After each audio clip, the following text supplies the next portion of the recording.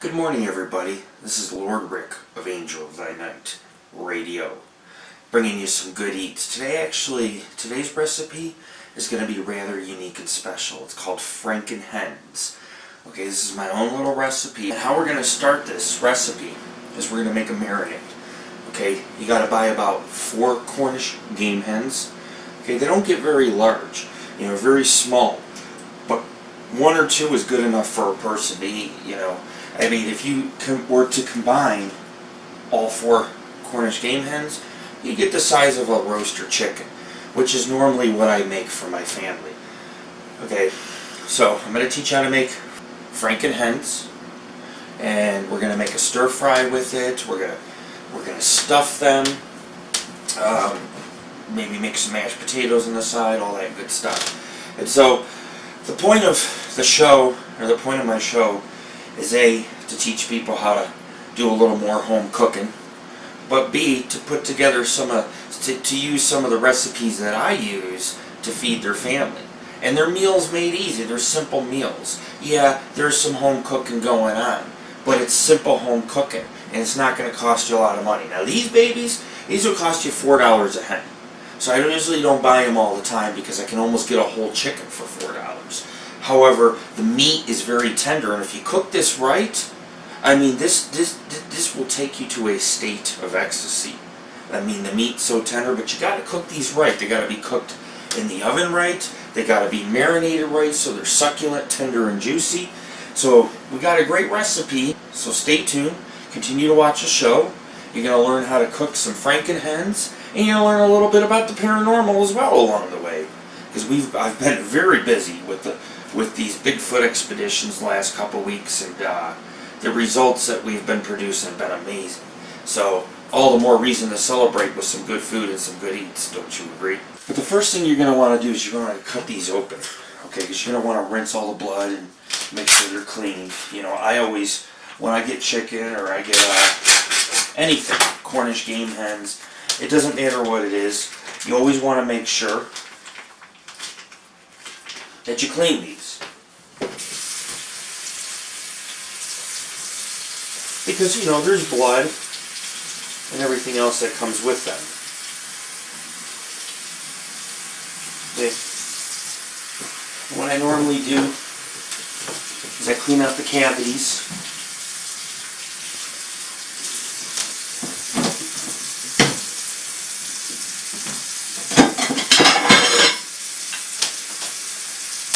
You can just put them on a plate for now, like that. And we're also going to be making our marinade.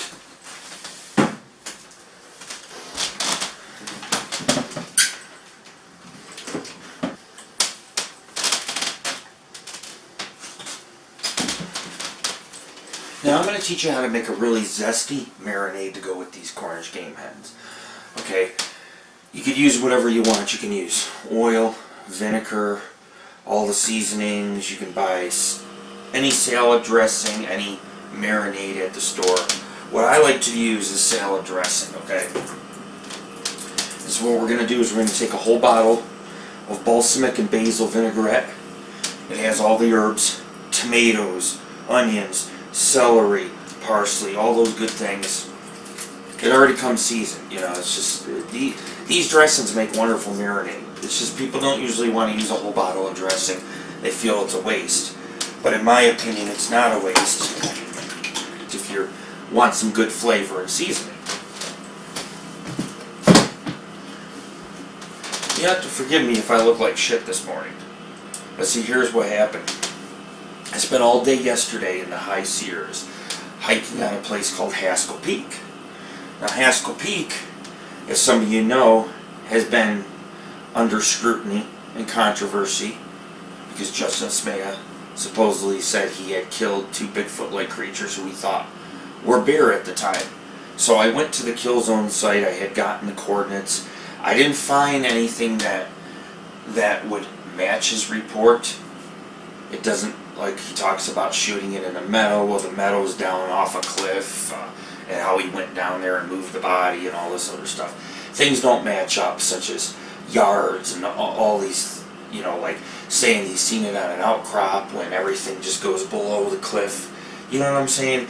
Nothing matches up. However, my son and I, well, he was ahead of me, and we went down the steep mountainside. Like, there's cliffs, supposedly where the kill zone spot is, and we found a track, a fresh track in the woods, about 14 inches. It had toes, the heel, something pressed down with the heel, so it pushed the dirt up on every side, but it was less pressure on the toes, as if it had been running, you know, like running along. And it was a 14-inch track, and there was only one of them on the side of the, you know, the steep mountainside, right below the kill zone. And so we found the track, and we followed it. We started to track it, and you have like a bunch of little trees and brush, and there was this green shrub completely snapped in half. Like whatever it was running and stepped on it. Maybe it heard us coming. We just missed it. And it sucks because it's like we know that that creature was out there watching me and him measure the tracks. We know it was out there. We know it was out there. But it's been such a busy Bigfoot season the last couple weeks. And so I climbed Mount Haskell. It's the site of an old mining camp. There's a few mines which maybe Bigfoot's living in. I don't know where the mines are. I couldn't find them. But it's the second best view in Sierra County. And some people say it's one of the best views in Northern California. You got views of the Sierra Buttes across the Lake Basin. You have views of the entire Plumas and Tahoe National Forest. It's phenomenal. I mean, you can see 100 miles of mountains in every direction. So it's a vast area. It's very vast, so anything could be out there. So we found that track, and then the brush being down. I mean, it was a very good sight because, you know, what human walks barefoot, and it was on the steep side of a mountain, and it was not running down. The tracks were going across. So whatever it was able to maintain walking on a slope and went into some thick brush, maybe hoping to lose us. I don't know.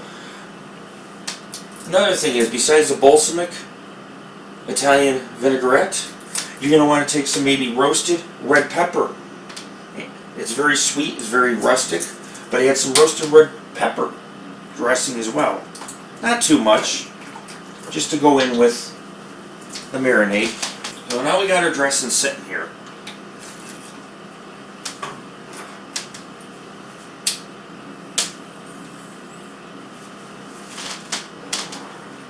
All the more reason to celebrate with some Sweet Island bud, right? Nice Sweet Island bud, nice marinade going on. Put a little salt in there. Not too much, just a little. It's good to salt your meats a little bit. Salt does help break it down, or at least helps with the marinade. I mean, you always should put a little salt. You should salt your meats. Don't over salt them either. Put a little salt in there. It's not going to hurt you. It's just for the marinade. Okay? Italian seasonings. Just basically, you know, parsley, marjoram, oregano, things like that. So Italian seasoning. But anyways, I summited last night or yesterday evening Haskell Peak. You know, it's about 2.5 miles to the top. Whole trail's wooded, and then when you come out, the peak's right there. But it's an amazing view of the area. And of course, you know, I'm not going to get into the whole Bigfoot shooting thing. I don't agree with anybody shooting at Bigfoot, because it'll cause these creatures to despise humans more, and you'll have more missing people appearing, more missing kids, more missing dogs, because it pisses them off. They're like a wild animal, like a tiger. They don't forget. And so, ever since this shooting has happened, whether it's true or not, I don't know. I wasn't there. There's a lot of discrepancies in this man's story. There's a lot of, when I went to the spot, it doesn't match up what he's describing on the radio show. Some things just don't add up, man. You know, it's like, why would you kill them, not get any evidence, hide them, come back a couple weeks later, and then he said he had found a bear steak. You know, he was sifting through the snow a couple weeks later trying to find the bodies, instead found a slab of meat, and had Dr. Melba Ketchum tested, DNA-wise. You know, DNA was tested, and Ketchum had looked into this, and yeah, he passed the lie detector test, but the Bigfoot steak turned out to be just a piece of bear flesh. So maybe it's a case of mistaken identity.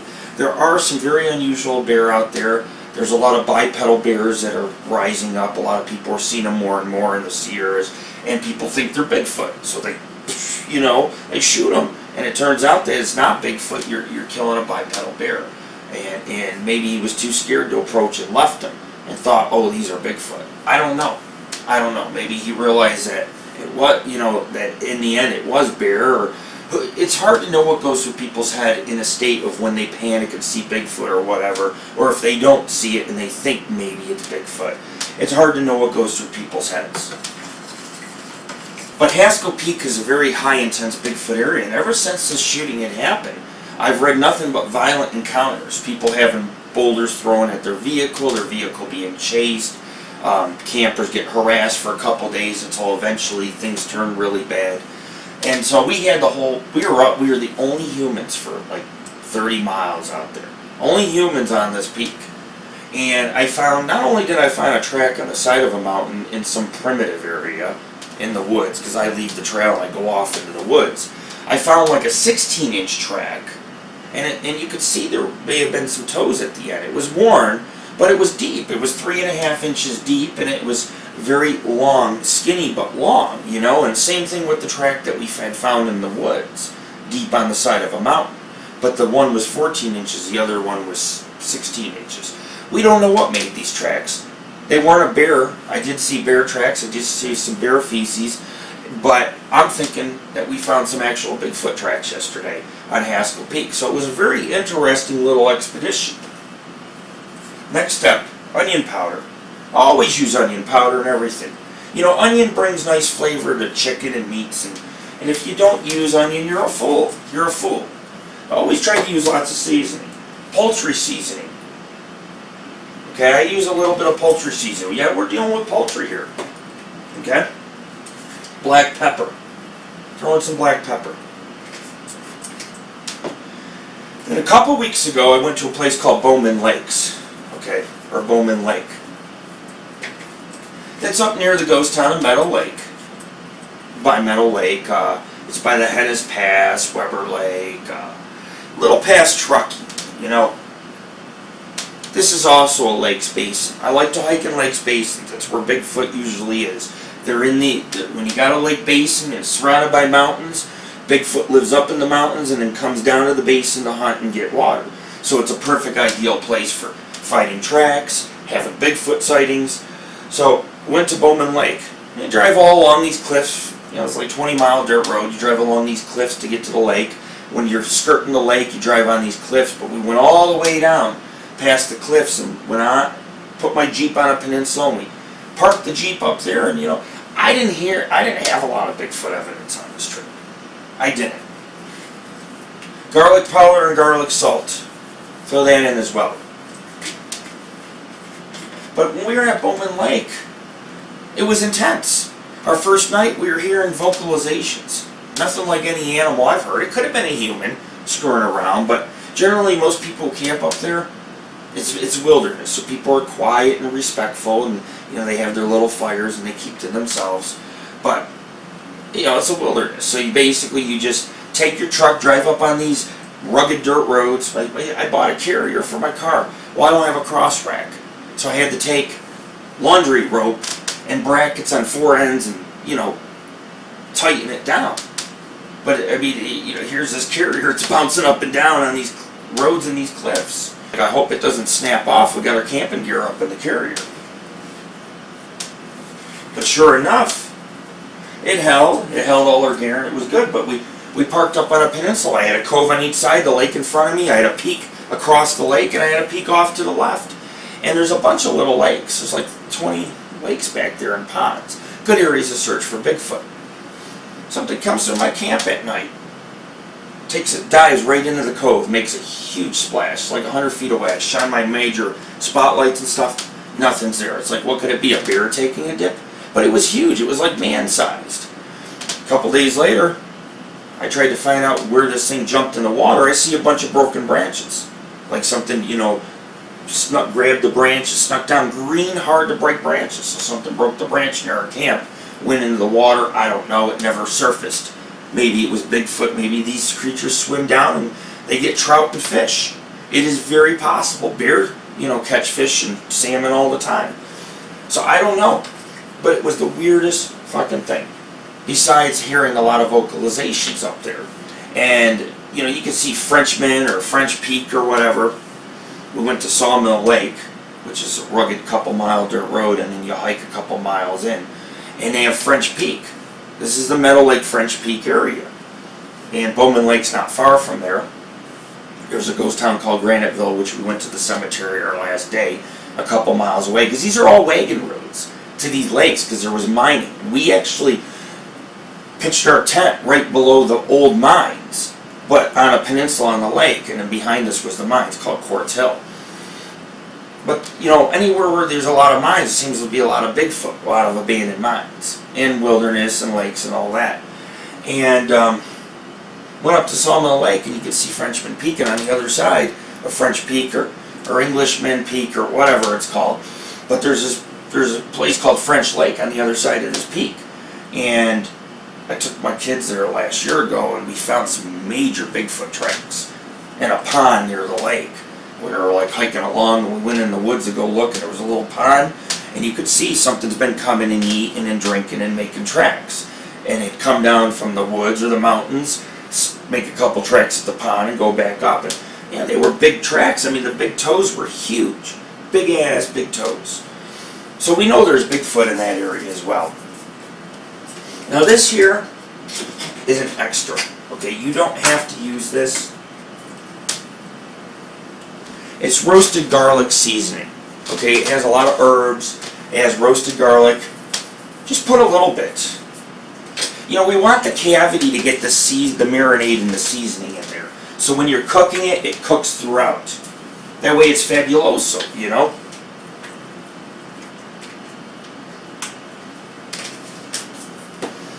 So now we got our marinade going. Okay? Yeah, we call these Franken Hens. You know why they call them Franken Hens? Because basically we're putting all this stuff together to create something, to bring it alive. And trust me, you're going to be like, it's alive if you were to taste this. Right now, it doesn't look like it's alive. But after I cook it, zest it up, and some marinade, you're going to see that this is a very lively recipe. Hence why we get our Franken Hens. Now I just put a little spoonful of honey. Honey's good in everything. If you got it, add it. It's just another seasoning. But just a spoonful. You know, don't overdo it. Unless you want to make a sweet honey chicken, you could take a different direction instead of using the vinaigrette and balsamic and all these other seasonings like red pepper and stuff that has zing. You could use maybe a honey glaze with these. Of course, we're not doing a honey glaze. I could teach you to make a honey glaze. But we're doing more of an Italian garlic type of Franken hen here. Last thing you're going to want to add, okay, is a little bit of garlic. I wouldn't say a little bit, add a lot of garlic.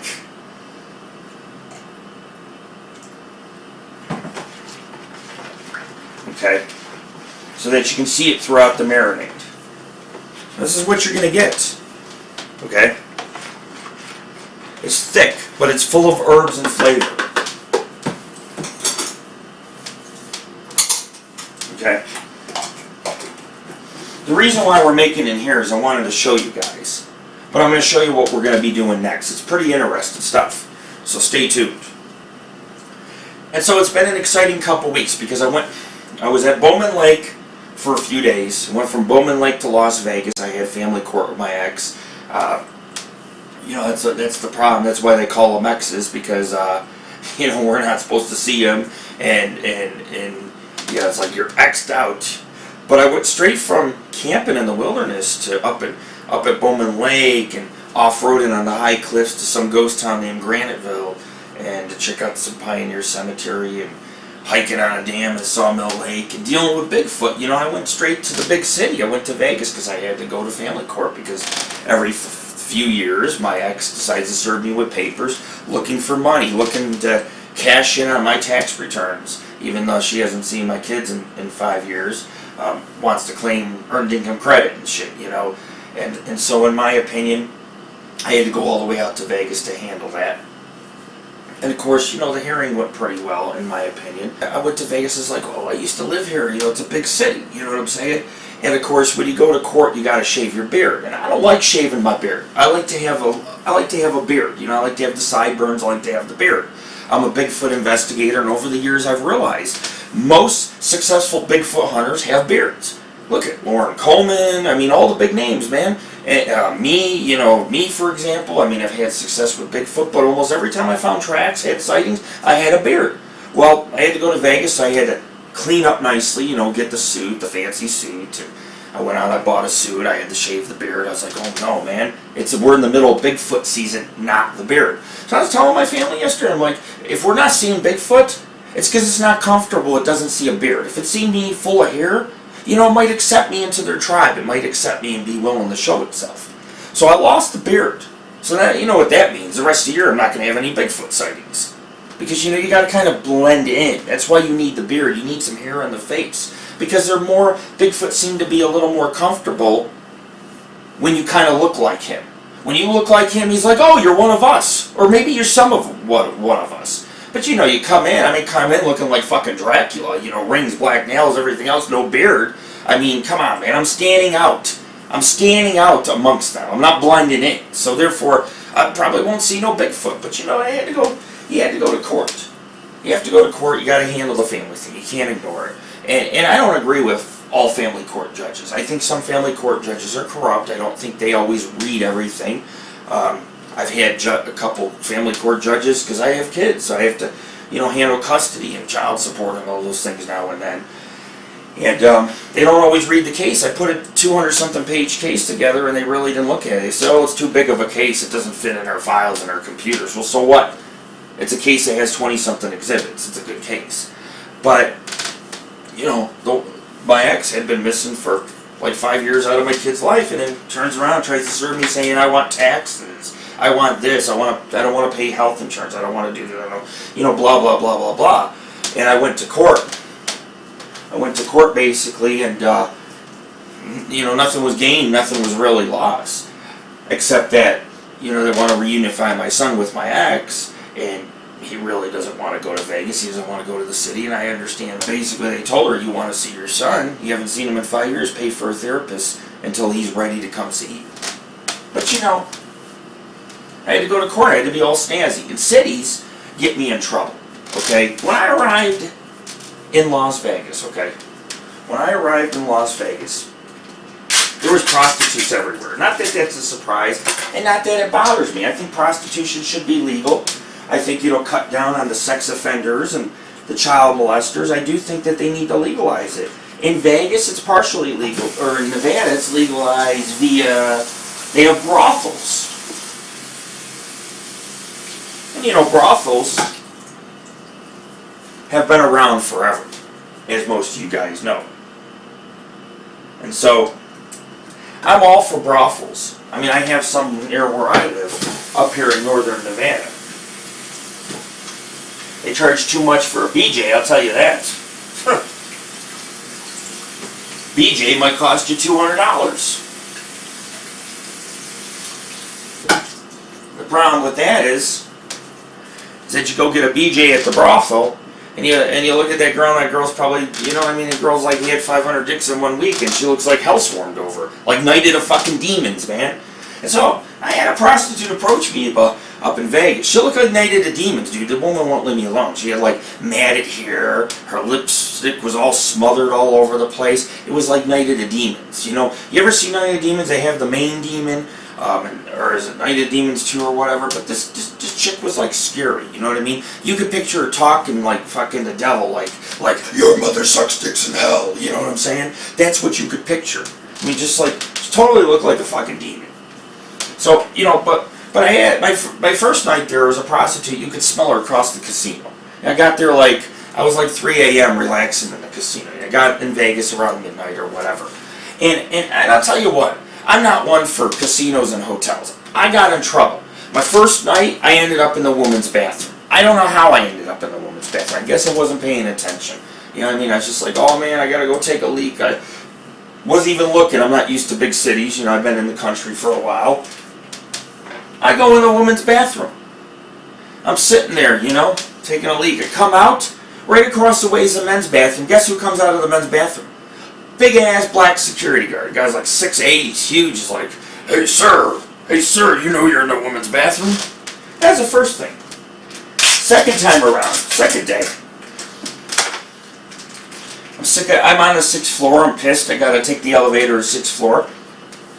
I break both elevators within like 10 minutes because I had to ride up and down and go out to the vehicle and stuff. Well, the first elevator I was grabbing onto the ends and free falling, and the whole elevator was like bouncing. Second elevator I was shaking. You know, I come back, the first elevator is broke. I come back, the second elevator is broke. They got cones, they got tape saying, you know, and they got people fixing the elevator. I break both elevators. So I have to take the stairs. I'm on the 6th floor. So instead of taking the elevator, now I'm taking the stairs. They had some event too.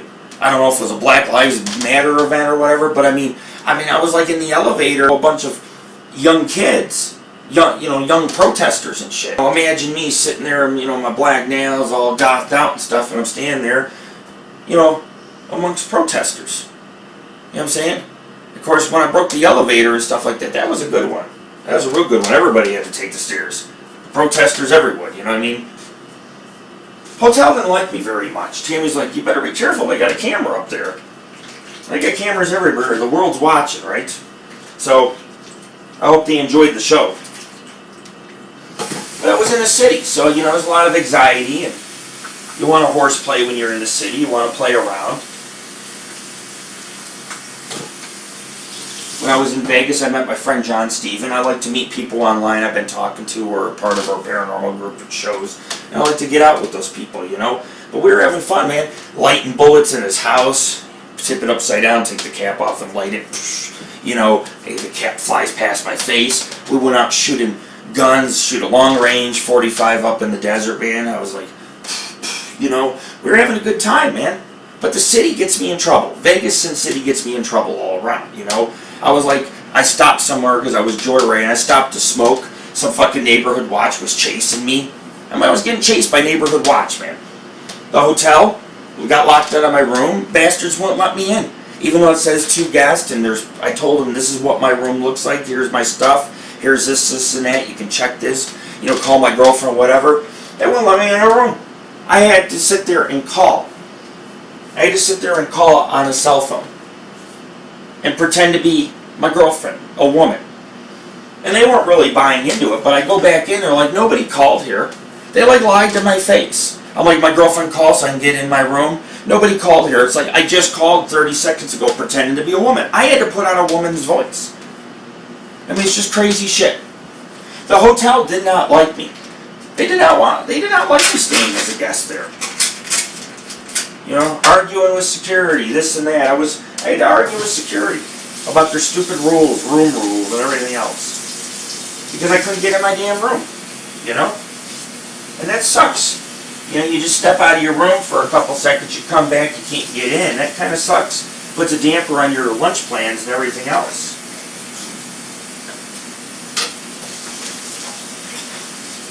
So we're almost done cleaning out these hens.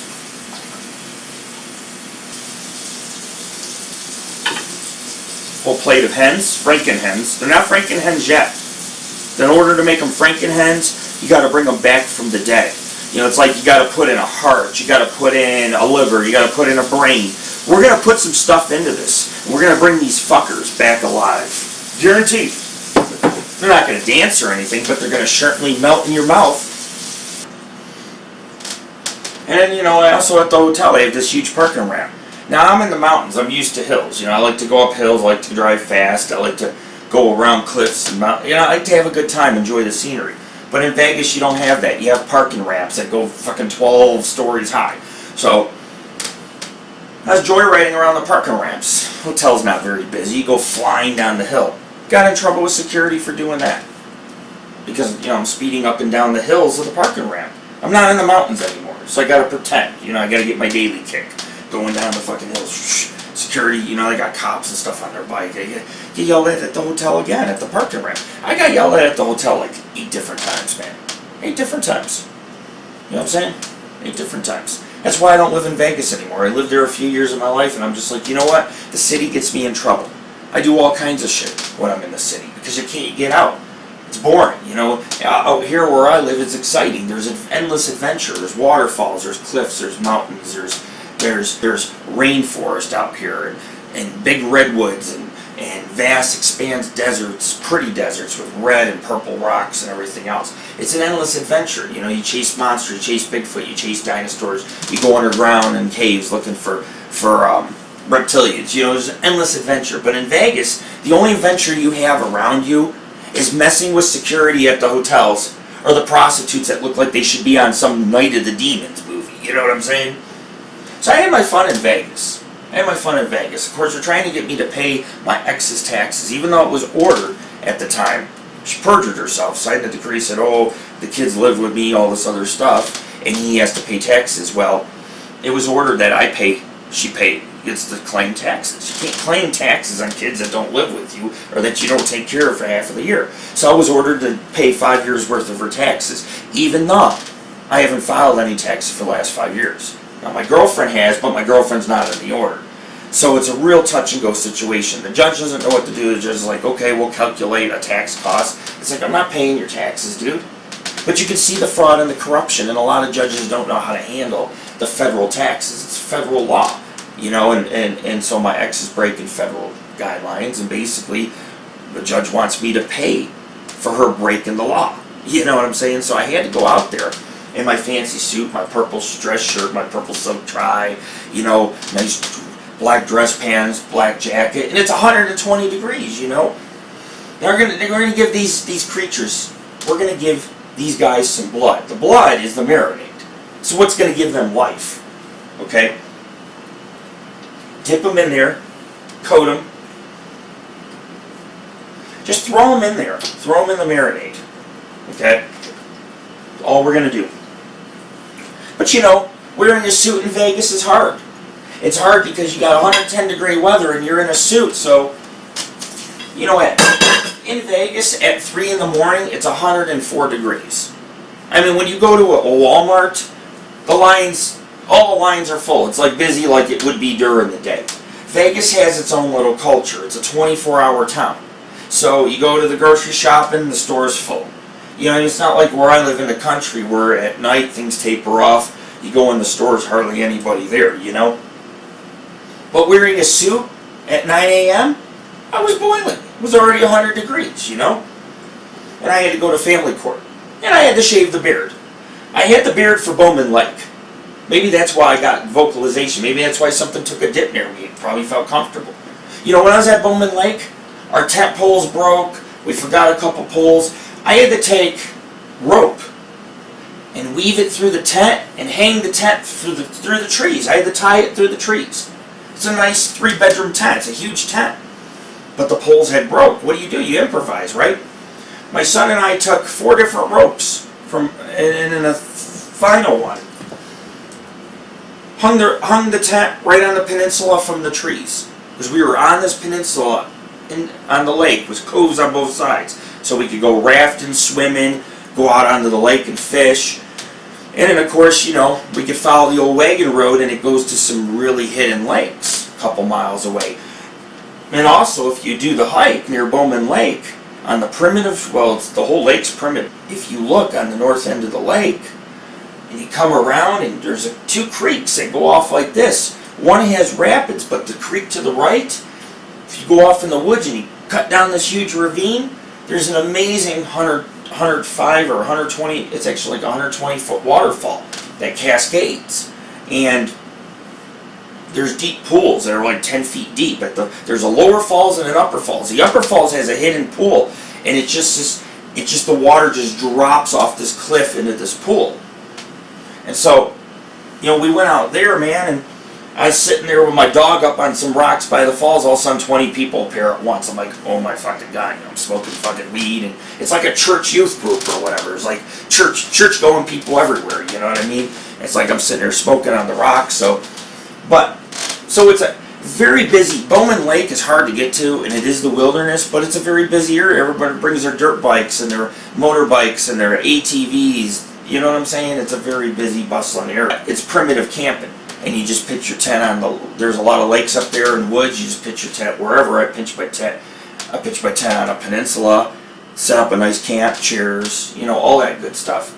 Fishing poles. We had it nice, horseshoes. And so we went out to Bowman Lake. You want to soak these good. We went out to Bowman Lake. We really enjoyed ourselves. And every 2 weeks I try to go out. So 2 weeks ago we were at Bowman Lake. And of course we went to Las Vegas. On my way home, I was at a rest stop. This truck pulls up slowly. It's got a car carrier, like a trailer, and you hook up a car real quick. There's no vehicle. This dude's like scouting the fucking rest stop. Now, as you know, there's a lot of serial killers. A lot of people come up missing. Their cars, they come up missing. That's because you get these serial killers who will go to a rest stop, murder a woman or a man. Doesn't matter. A lot of men come up missing at rest stops. Haul their vehicle off to their property. Because a lot of people live out in the middle of nowhere, in desolation, in canyons and mountains near ghost towns. They have trailers, they have compounds. There's places where there might be only one house for 20 miles, and it's a private gated road. So they could haul your car, kidnap a bunch of people, torture them, do whatever they want, and nobody's ever gonna know nothing. Dude, see me took off. You know what I'm saying? I had to get the plates in the video because it was very suspicious behavior. I guess he was going to the rest stop to scout it out to see if anybody was there. There was one other vehicle there of someone sleeping, but I was outside cleaning my cooler. So the dude pissed off, sped off, But he was hanging out at the rest stop, like parked far away, and was watching for a while. And then, I kept looking and walking around stuff, and the dude took off. He had a trailer with no car, which is really suspicious. It's like, you got a trailer, but nothing's on it. Why would you just drive around on the highway with the trailer? Normally, if you have a dolly for a vehicle, you usually have a vehicle on it, So, a lot of weird things in the desert. It's not always aliens, it's not always Bigfoot out here. Nevada's a mix of forest and desert, and it borders the Sierras, and where it borders the Sierras, there's tons of Bigfoot sightings and UFOs and things. But the paranormal is not always attributed to people coming up missing. A lot of times it's just, there are some people who've been living in the backwoods a little bit too long, if that makes sense. So for now, I'm going to go ahead and I'm going to finish up these amazing Franken Hens. That's what we're dealing with. I have them soaked really well. You're going to want to leave this soaking overnight, or at least for 6 hours. What I'm going to do is I'm going to leave these soaking. I'm going to go to a couple of yard sales, estate sales. Then I'm going to go see the Ghostbusters 3 movie. My father took me to it when I was like very young, maybe 6, 7 years old. I remember, man, the movie ran late. I was visiting my father. My mom was pissed. She's like, I don't want him home late. But it's a royal family tradition. My father took me to see Ghostbusters. I'm taking my son to see Ghostbusters. And they have, you don't want to put them in a bag.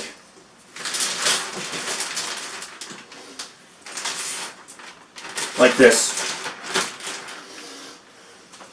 But they have this luxury theater in Reno I go to. Now the seats are automatic. You can press the buttons, recline it, get comfortable. They have soft pretzels this big. And a pizza box. They have full pizzas. And you can order a pitcher of beer during the movie. So I'm going to see Ghostbusters 3. I'm going to order a big ass beer. Get drunk while watching the movie. Have a good time. My father wasn't able to produce that when he took me to the movie theater. What you're going to want to do is take a couple Ziploc bags. Put these hens into the bags. These are incubators, okay? Remember, these are Franken Hens. These are the incubators. Okay? We've given it its lifeblood. Hence the Franken Hens. We've given it some juice to get it kicking, get it going. You know what I'm saying? And then we just put them in the incubators with the juice.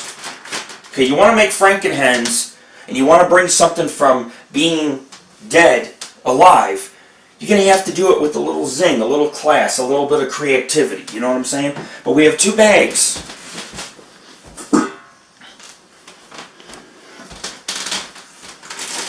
Two bags of Cornish game hens, or Franken Hens. And you're going to take the marinade,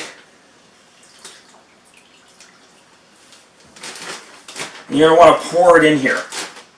Half and half.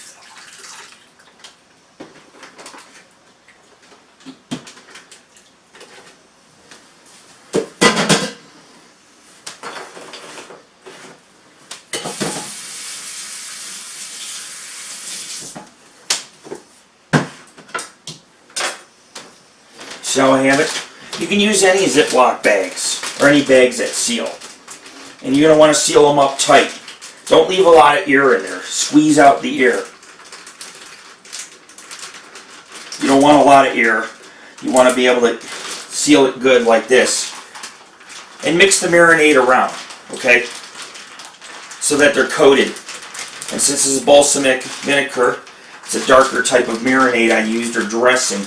It should be brown. They should be brown, not white. They should be completely covered. You'll see onions and other seasonings and garlic, of course, on them. And you want to make sure you tip it upside down because you want the marinade in the cavity as well. Okay. We'll seal up our second bag. Squeeze out the air. Just push it down. There you go. Same thing. Shake it a little. Shake them. Shake them alive.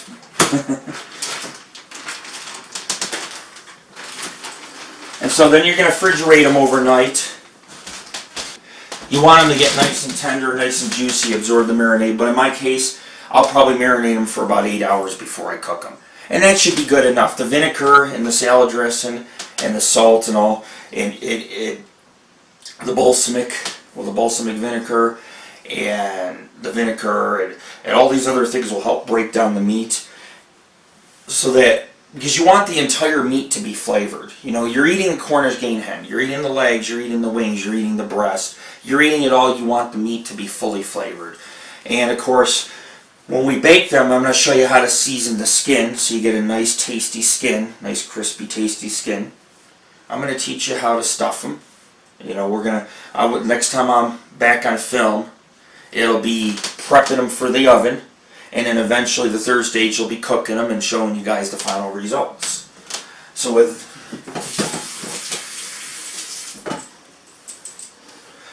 that being said, we're on our way to creating some Franken Hens. I don't know about you, but I think that deserves a nice toke of some of that Sweet Island Bud.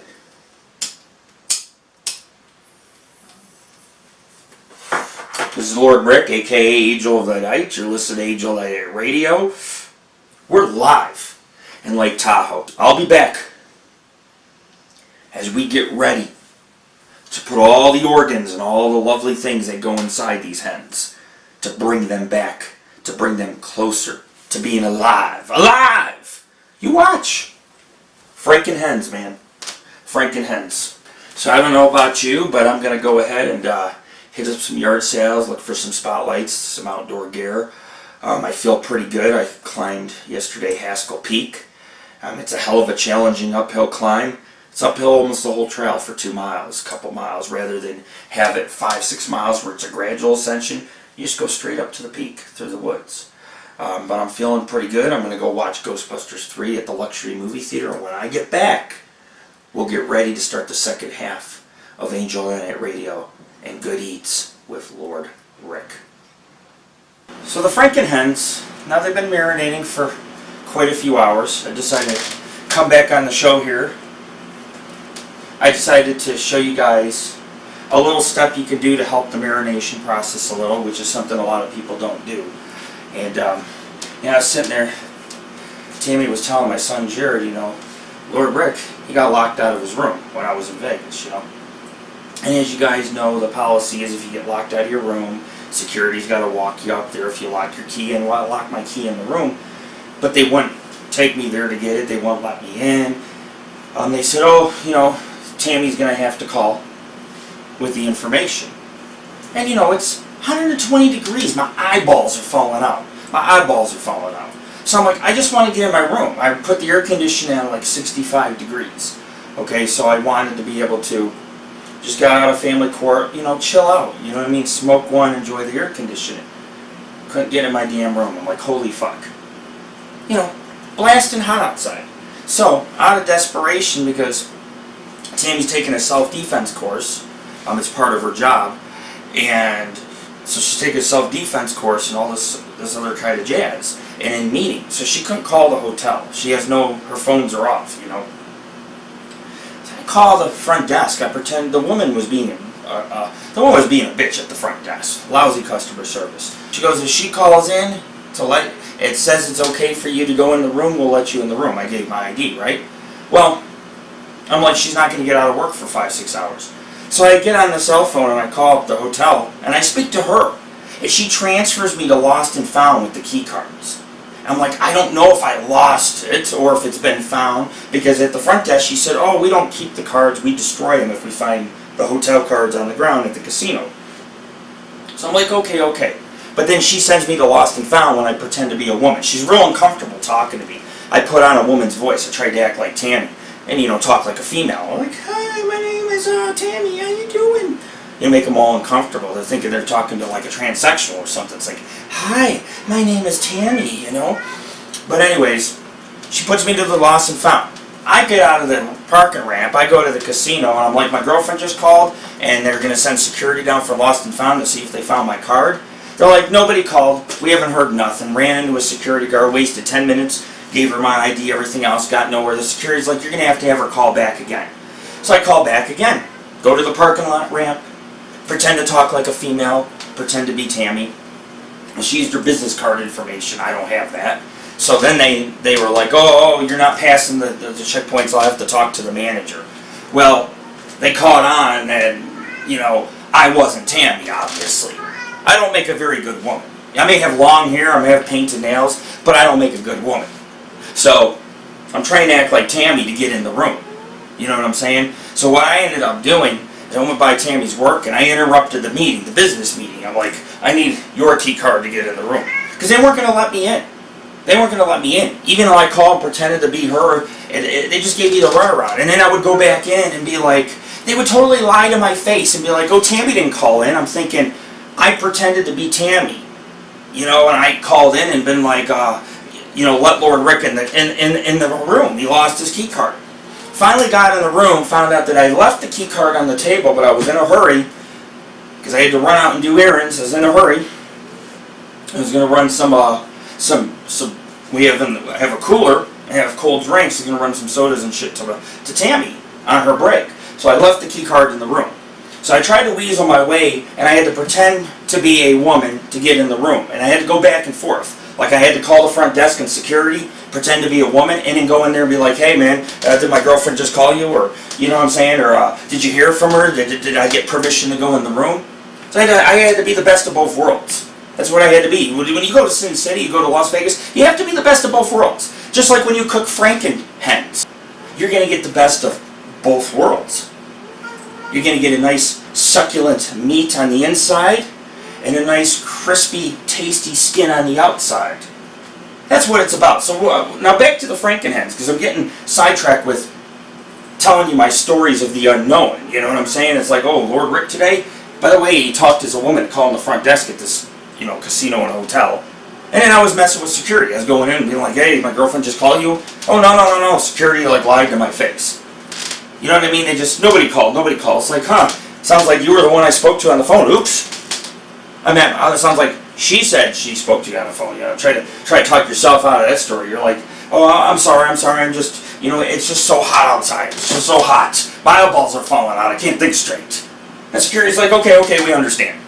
So when the going gets tough and the tough gets going, I say cook Franken Hens, right?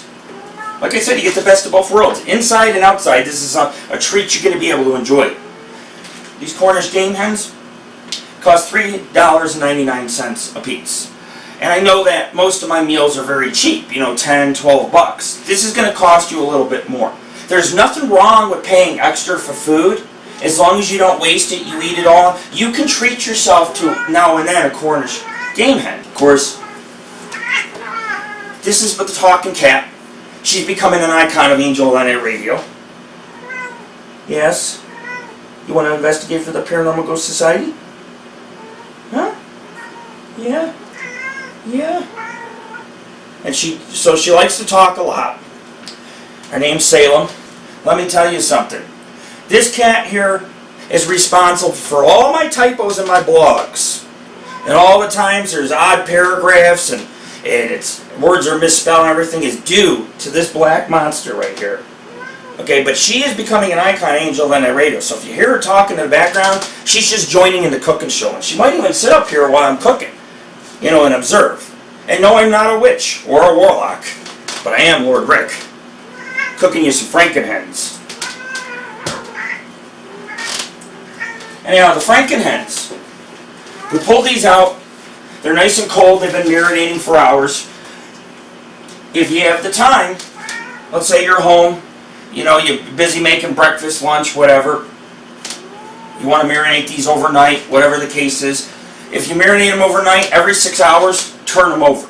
Okay? For example, if I've had this marinating for 3 hours, you know, and I want to marinate it for another 3 or 4, you're going to want to turn it. Okay? You have marinade in the bag. You can see it, soak it. Okay? But you're going to want to kind of rub it in the meat. It's kind of like a rub, too. They're seasoning, but, you know, each Franken hen has a cavity. It has a hole, a void. You know, a big cavity. And you want the cavities within these Franken hens, you want the marinade to go down in there. So that when the marinade's inside the cavity and it's boiling, when you're baking it in the oven or however you cook it on the grill, whatever the case is, but when you're cooking it, you want the flavor to cook from the inside to the outside, not from the outside in, because it doesn't. Things are seasoned better from the inside and out. So that way, when the marinade's inside the cavity and it's boiling, it's cooking throughout the entire meat. Because the skin is thick on these hens. And so you can season the skin, make a nice crispy skin that you can eat. When you tear off some chicken, you can have some nice skin to eat with it. Some people like the skin, some people don't. But if you like the skin, then you should flavor the skin. But it's going to be crispier and more, and the meat, where the flavor comes in is into the chicken and the meat itself, is the marinade that sits there and marinates the meat from within the cavity, not from the skin. This just seasons the skin, the marinade, because of all the seasonings. It sticks to the skin. You can see the seasonings kind of through the bag right here, the pepper and all that. However, when it comes to the marinade within the cavity itself, it's sitting there soaking into the meat hour after hour. So what you want to do is you kind of want to, make sure your bag's sealed.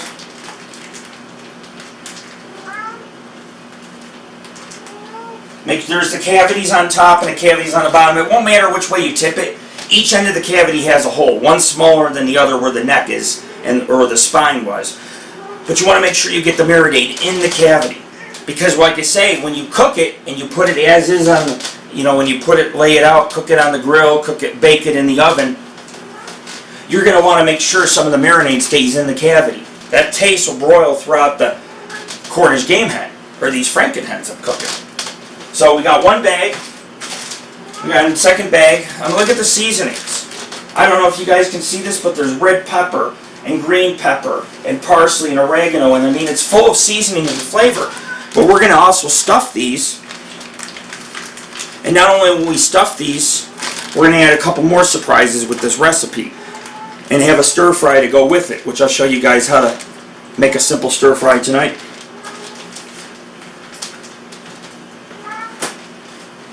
Yesterday when I was looking for Sasquatch, right when we arrived there wasn't a human in sight for miles. You go up this mountain, the side of Mount Haskell, and come up in this canyon, and you can't even see the peak anymore. It's just woods. It's scary for miles. It's just wilderness woods and steep slopes, and it's like a jungle. There's some areas where it's so thick you can't even pass through. There's just trees and brush, and there's ferns, and it's got a rainforest feeling where we were. And the butterflies. I was chasing butterflies yesterday, drinking brews on the peak, toking along, but with the Sierra Buttes right across from me, off-roading along the edge of Mount Haskell. Beautiful day. Beautiful day. But when we first arrived, we heard vocalizations or growls, like something was in the woods and wanted us there. And that's supposed to be the Bigfoot kill zone, the famous Bigfoot kill zone, which everybody's kind of made a big thing out of it, public events, book signings, this, that, TV shows. And I've been there, and there's a lot of things that don't add up with the story that's been told. And without evidence of proof, I have nothing to go off of. But I can tell you what's real. The growls, the vocalizations, the 2 tracks we found in 2 different areas. I believe there are Sasquatch up in the Lakes Basin, between the Sierra Buttes, which hold hundreds of miles of mining tunnels, and Mount Haskell, across from it. We went on Mount Haskell, here's the Buttes. And then you got the Lake Basin, with over 50 lakes. Prime spot, hot spot for Bigfoot. and people were seeing them, and people were getting tracks and hearing them, and we were all up there at Mount Haskell yesterday ourselves, Haskell Peak, and we'd never seen a soul.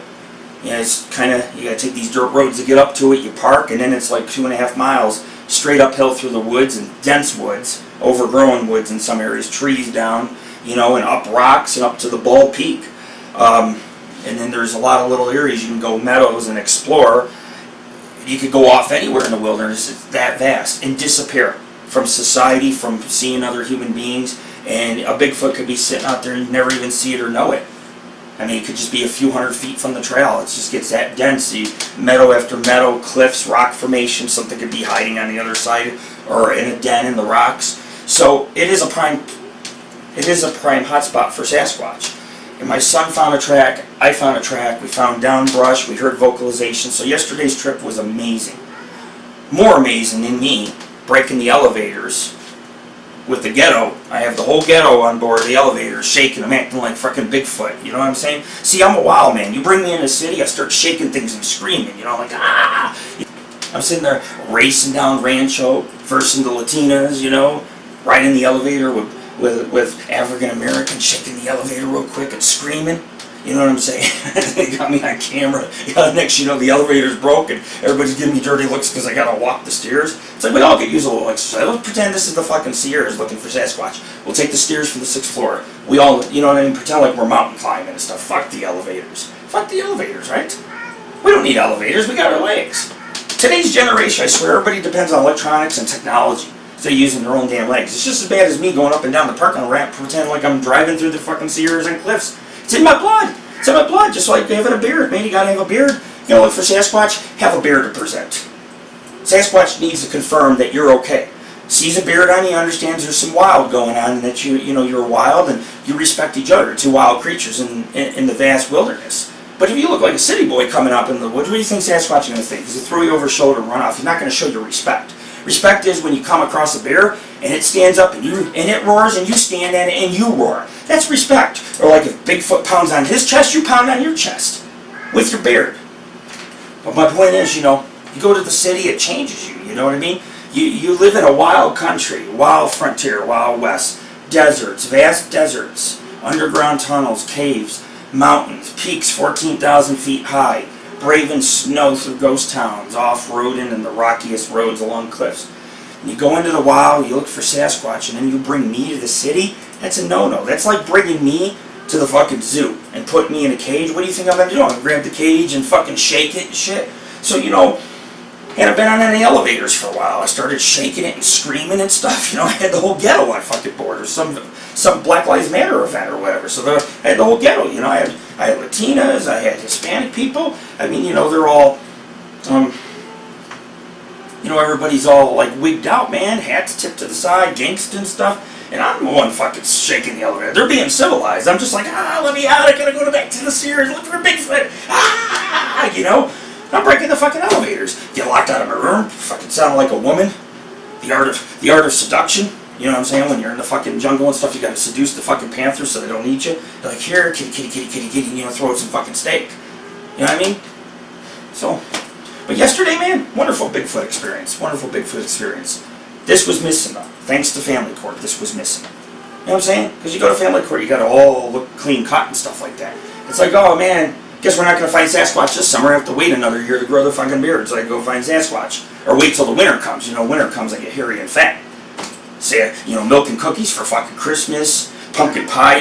Let's not forget pumpkin and apple pie during the fall. During harvest fucking time. Go up there, have a nice pie up at Apple Hill, Apple Valley, California, where they harvest. They have apple orchards and everything else. They got grandma's fucking apple pie.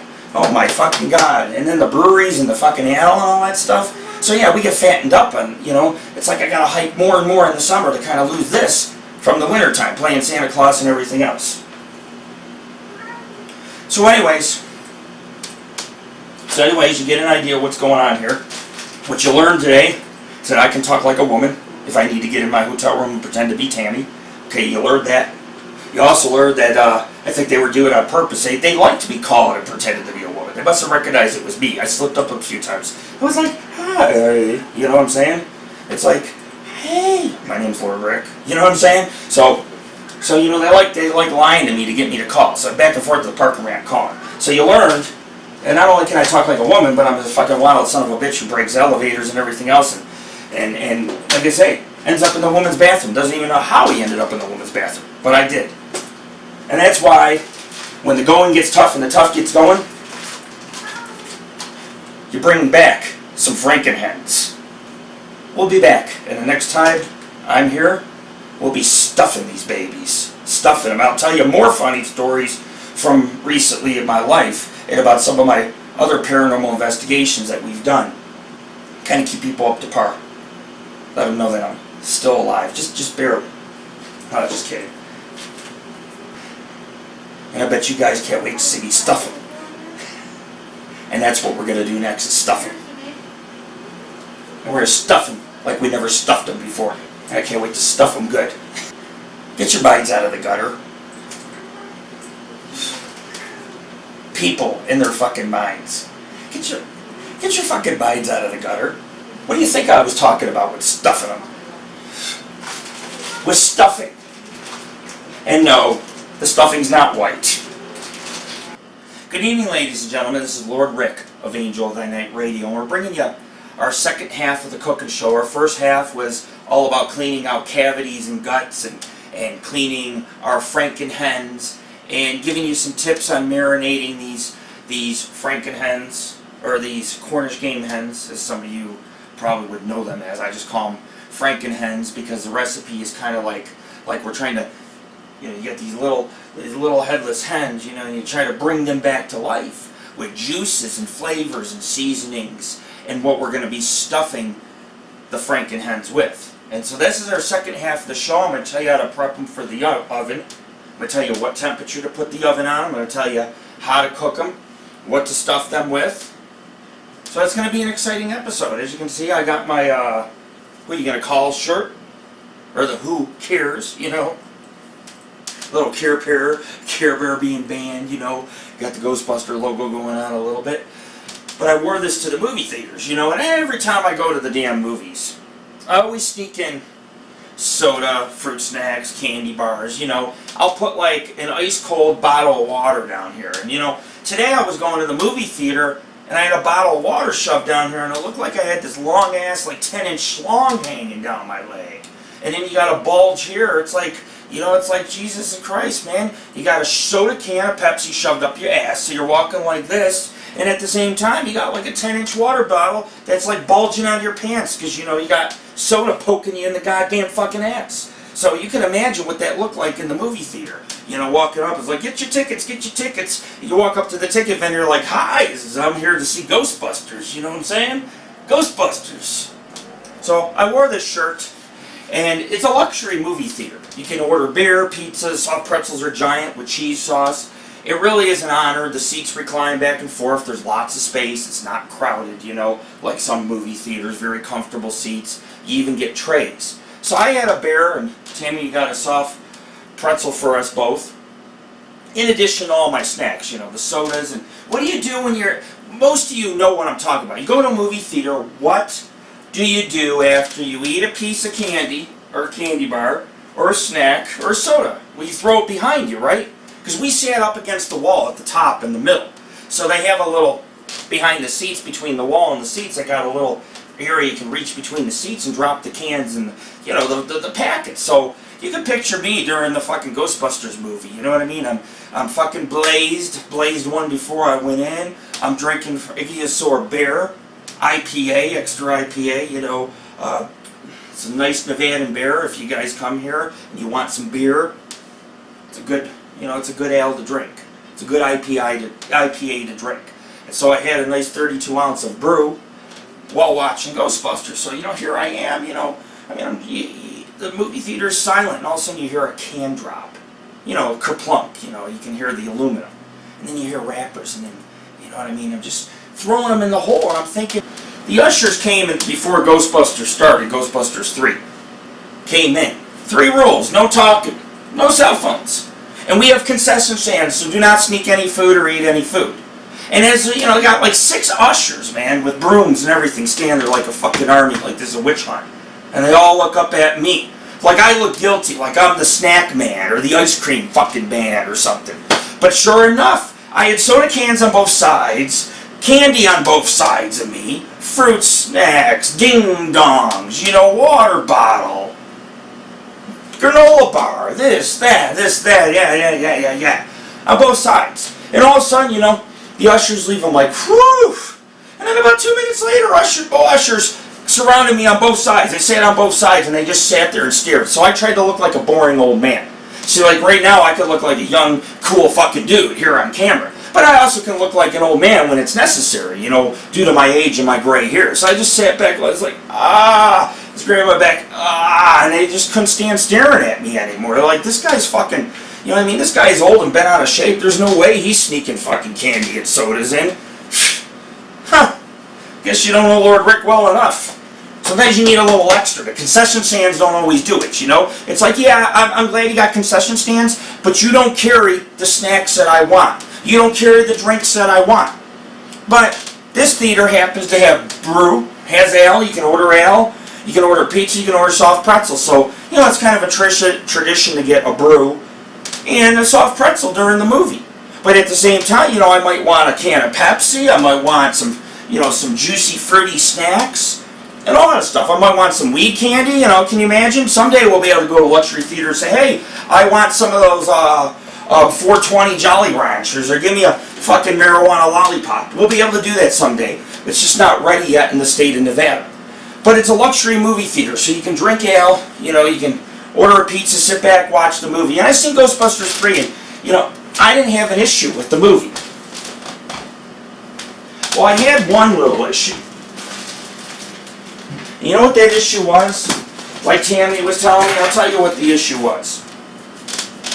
It's that it was kind of like watching Ghostbusters 1, but with female versions of the original characters.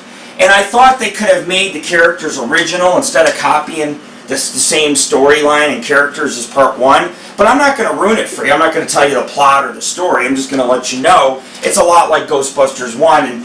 And it's amazing because, as you guys know, if you read the cast, some of the old Ghostbusters, like you have Janine, and you have a couple there, like Dan Aykroyd and all these other, you have all these other actors who are in it, or who play small parts, but the females are the main characters, And I thought it was good. I mean, it was hilarious, it was funny. I mean, Slimer was cool as fuck.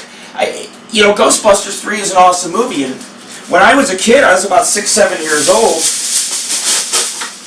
my father was heavily into the paranormal and ghosts, which is probably where I get some of it from. Not all of it. I was having experiences when I was born with ghosts and everything else. But when Ghostbusters came out, he was so fucking ecstatic. More than like smoking a joint and being like, yo, let's go fucking ride along some cliffs in the mountains. He was stoked at that time. When they were advertising Slimer and everything else, he's like, oh man, we got to see this movie. I was 6-7 years old. It was one of the first movies my father took me to was Ghostbusters. And I remember I was visiting my father for the weekend. Now keep in mind, these are the Franken Hens. Look how no longer pink. The skin on it's no longer pink. I'm going to go ahead and turn on better lighting in our studio. There we go. But I used to visit my real father as a boy every other weekend. And so, it came around the weekend my father took me to Ghostbusters, one of the first movies I ever seen with my real father as a kid. I didn't get to see him very much. And we seen it. He calls my mom about a half hour of the movie left. He says it's running over. And my mom became the biggest bitch from hell. She's like, you get his ass home. I don't want him staying to watch the rest of that movie. I can remember that vividly. And here I am today going with my son, and we're sitting in the luxury movie theater, and I'm drinking ales, I'm friggin' eating soft pretzels with cheese dip. A lot has changed over the years, Even the effects of these movies. A lot of it's computerized, which, in my opinion, I still like the old Ghostbusters. Yeah, they didn't have as many special effects, but it was just a down-to-earth original show. You can never replicate that, no matter who you put in the acting seat. The original characters, that core, is what made Ghostbusters so unique. So it kind of brought back memories, of course, taking my son and going with my girlfriend to see Ghostbusters 3. I think they should have made it a few years ago when they talked about it, because, Egon may have been around to be in it, per se. But anyways, we're going to take the Franken Hens. You want to line them up in the pot, or line them up in a pan, put some tin foil down, okay? The oven, okay? I'll tell you what to set it on. A lot of people say, an hour, 15 minutes at 350. But I like my skin crispy because I season the skin itself. For me, it's very important to season the skin. And so right now what we're going to do is we're going to set the oven, we're on bake, and we're going to set it about, I'm going to set it on 375. I don't want to burn them. You're only dealing with, these hens are only like a pound apiece. It's not like cooking a 5-pound chicken that stays in for an hour and a half. Each one's a pound. So probably an hour and 15 minutes they'll be ready, which will give us time to prep the stir fry or any sides we want to cook with it. Okay? And after watching Ghostbusters 3 and hunting for Bigfoot up at Mount Haskell, this is going to be a wonderful meal and a wonderful treat for everyone. And I'll bring it over here so you guys can see. But what you want to do is you want to sit these up, okay? Just like this. Okay, you want the wings, the points of the wings facing up, the legs facing up. Some people like to cook it down, and like the thighs cooking up and stuff, but there's a lot more, there's not as good meat. And so where there isn't as good meat, you want facing down on the tin foil. Like, I'm not a huge thigh guy. I like the breasts, I like the legs, I like the wings. But the thighs underneath, it's like, it is the most tender meat, but at the same time, you don't need to cook it as crispy. The wings taste good crispy, so do the legs. But you want to protect the meat on the bottom.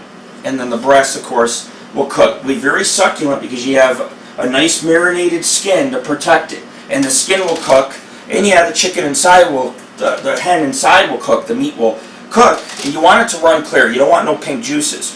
But it'll cook, but the skin helps protect the breast. But you don't want to cook it too high and overdo it. Okay, so here's what's going to go on. I'm going to put all 4 in the pan. Look like, 4 mini chickens. Okay? Just like that. You can see the discoloration too. The dressing and the marinade is the same color as the skin because it's been soaking all day. So that's good. That's what you want to see. Okay? You're going to take this, just pour a little marinade on top. Okay, this is all about taste and flavor. That's what you want to do, okay?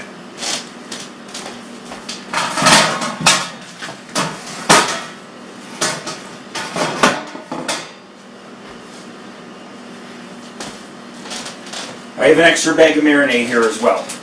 So now we got the oven on.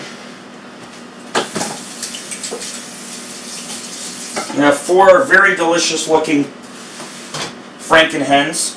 And you're probably wondering, Franken Hens? I never heard of that. Well, the recipe I call Franken Hens. Of course, it's something Tammy and I came up with. My name was real long. I was like, we'll call them, Frankenstein Cornish game hens. She's like, nobody's going to, that's too long. Nobody's going to listen. I'm like, well, I got an excuse. I'm fucking stoned, right? I'm stoned. She says, just shorten it to Franken Hens. But you're going to see why these are called Franken Hens by the end of this cooking show. And you may laugh at it. You may take it serious. You may tell everybody the truth may be out. And you can't put that cat back in the bag. Just like Ghostbusters, But, see, my hands are all dirty. You shouldn't be doing this. I get all marinade on my pipe and get salmonella. So don't try this at home. But I like to have a brew or an ale when I'm in the kitchen, and I like to smoke a little when I'm in the kitchen. It could be a cigar, it could be a nice bowl of bud. I have this new type of strain, it's called biodiesel. It's actually BioJesus bud hybrid combined with sour diesel. It's good as hell. Very smooth, very nice pine kind of smell, taste, and it's really good medicinally for pain and such to get you through, for example, having to cook these pain in the ass Franken Hens, because they are a pain. You got to clean them. You got to make the marinade. It's a long process. If you don't have the patience to want to be able to put effort into this, the meat's not going to taste right. It's not going to taste good. You want moist meat. You don't want a dry Cornish game hen. You want something that has taste, flavor, and other elements besides the meat, which we're going to show you in a bit. But when I was in Las Vegas, I see my friend John Steven, and he owns a mine and everything else. I got friends across the whole globe,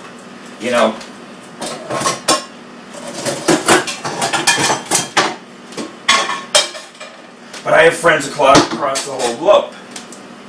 And so, when I go travel somewhere, I meet friends. I met my friend John Steven. We fired guns in the desert. We drank moonshine, blew up stuff in his house. We had a good time. And he makes moonshine. So you could imagine how it was when I went to Vegas. After my day in court, I was like, you know what? I need fucking moonshine. I did. I needed that, man. I needed that. Like I said, I don't always agree with family courts. I don't. Because like the judge always tells you, you go in family court in Las Vegas, first thing he tells you is, I got all the power. I can do what I want. I can take your kid. They try to scare you. They tell you, I could do this, I could do that, I can make whatever decision I want. I don't even have to look at your paperwork. So much, if they don't even like how you look, it's over. I've had to deal with family court. It's a part of getting married and having kids. You sometimes got to deal with that shit. Over money, who pays what, insurance, child support, all that shit. And my ex had got this lawyer who she clubs with and is good friends with. And, and when I put a 200-page motion together, I put in there, if she wants me to pay attorney fees, I don't know her. I'm like, I don't know this lawyer. These two are friends. If you want me to pay the attorney fees, I got to see receipts, checks to make sure that this is what I'm paying, and from the get-go. And of course, I was like, and an attorney asking for taxes when I've never claimed taxes, on my kid or broke the order was just ludicrous, and it's fraudulent against the federal government. So when I was there, she's all telling the judge, oh, he's calling me names, he's doing this and that, and the judge is like, no, I haven't seen none of that. Because, see, people have trouble with honesty. If you sit there and put them in their place and say, hey, I don't trust you, and they try to change the words and they twist them. Oh, he's telling me off, he's making fun of me, he's calling me a fraud, he's a swindler. I never put that in my motion. I put that it would be swindling if you're going to make me pay for something, but I have no receipt, no validation. For all I know, you could be lying. Especially these two being friends and nightclubbing at the club marquee or whatever, So, my visit to Vegas was full of things, A professional lawyer would never tell a judge, he's making fun of me, can you put him in his place, can you put him in jail, this and that. That's basically what it was like. And I went into the wolf's den. I was my own attorney. And I walked in that courtroom and, a female judge, female lawyer, my ex, the court reporters, all females. And it actually turned out quite well, And her order of contempt against me saying, oh, I'm keeping my kids, never, it was eliminated. Because that's just not true. I was a teenager once, too. When I was a teenager, my mom, we'd eat ragu every night. You know what I'm saying? While my father was having Pizza Hut. And so I understand how important it is when you're a teenager to make your own decisions, and sadly, they really won't let my son make his own decision.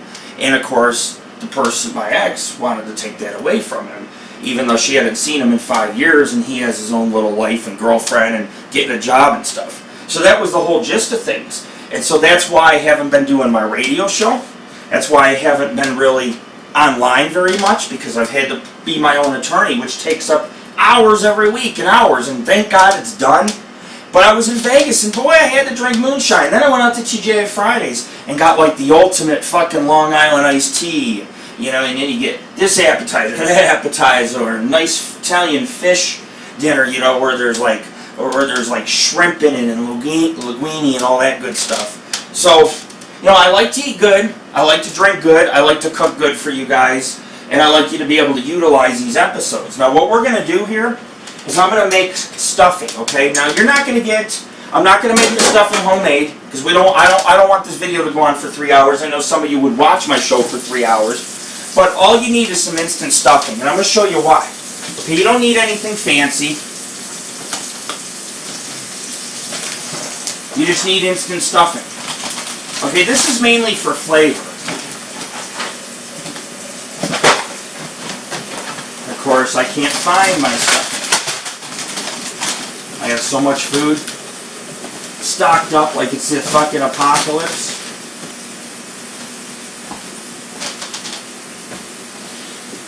So we're going to take some instant stuffing, okay? It says on the box how much to measure the water. What I do, I just put enough, I just let, bam, I put whatever water I think should be on the stove, because the thing about stuffing is, when the water's boiling and you put it in there, it soaks, well, the stuffing soaks up the water, and then it's too dry. So I just throw a lot of water in, and when it gets boiling and I put it in there, it'll soak it up, you know what I'm saying? It'll soak it up. But this is the next phase. Okay, and while this is boiling, I'll show you how to season these. Okay? Now the thing about the stuffing is, you want to put some water in there,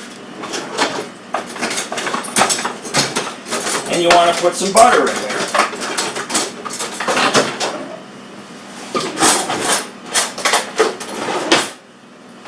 Okay, because you got to put a little butter for flavoring in the stuffing. I'm not saying put enough to give a heart attack, but that's what you want to do, okay? You want to put butter and water on the stove and boil it. This is instant stuffing. Alright, it's not stovetop or anything special, but this is mainly for flavor. This is also will help provide the Franken Hens with moisture.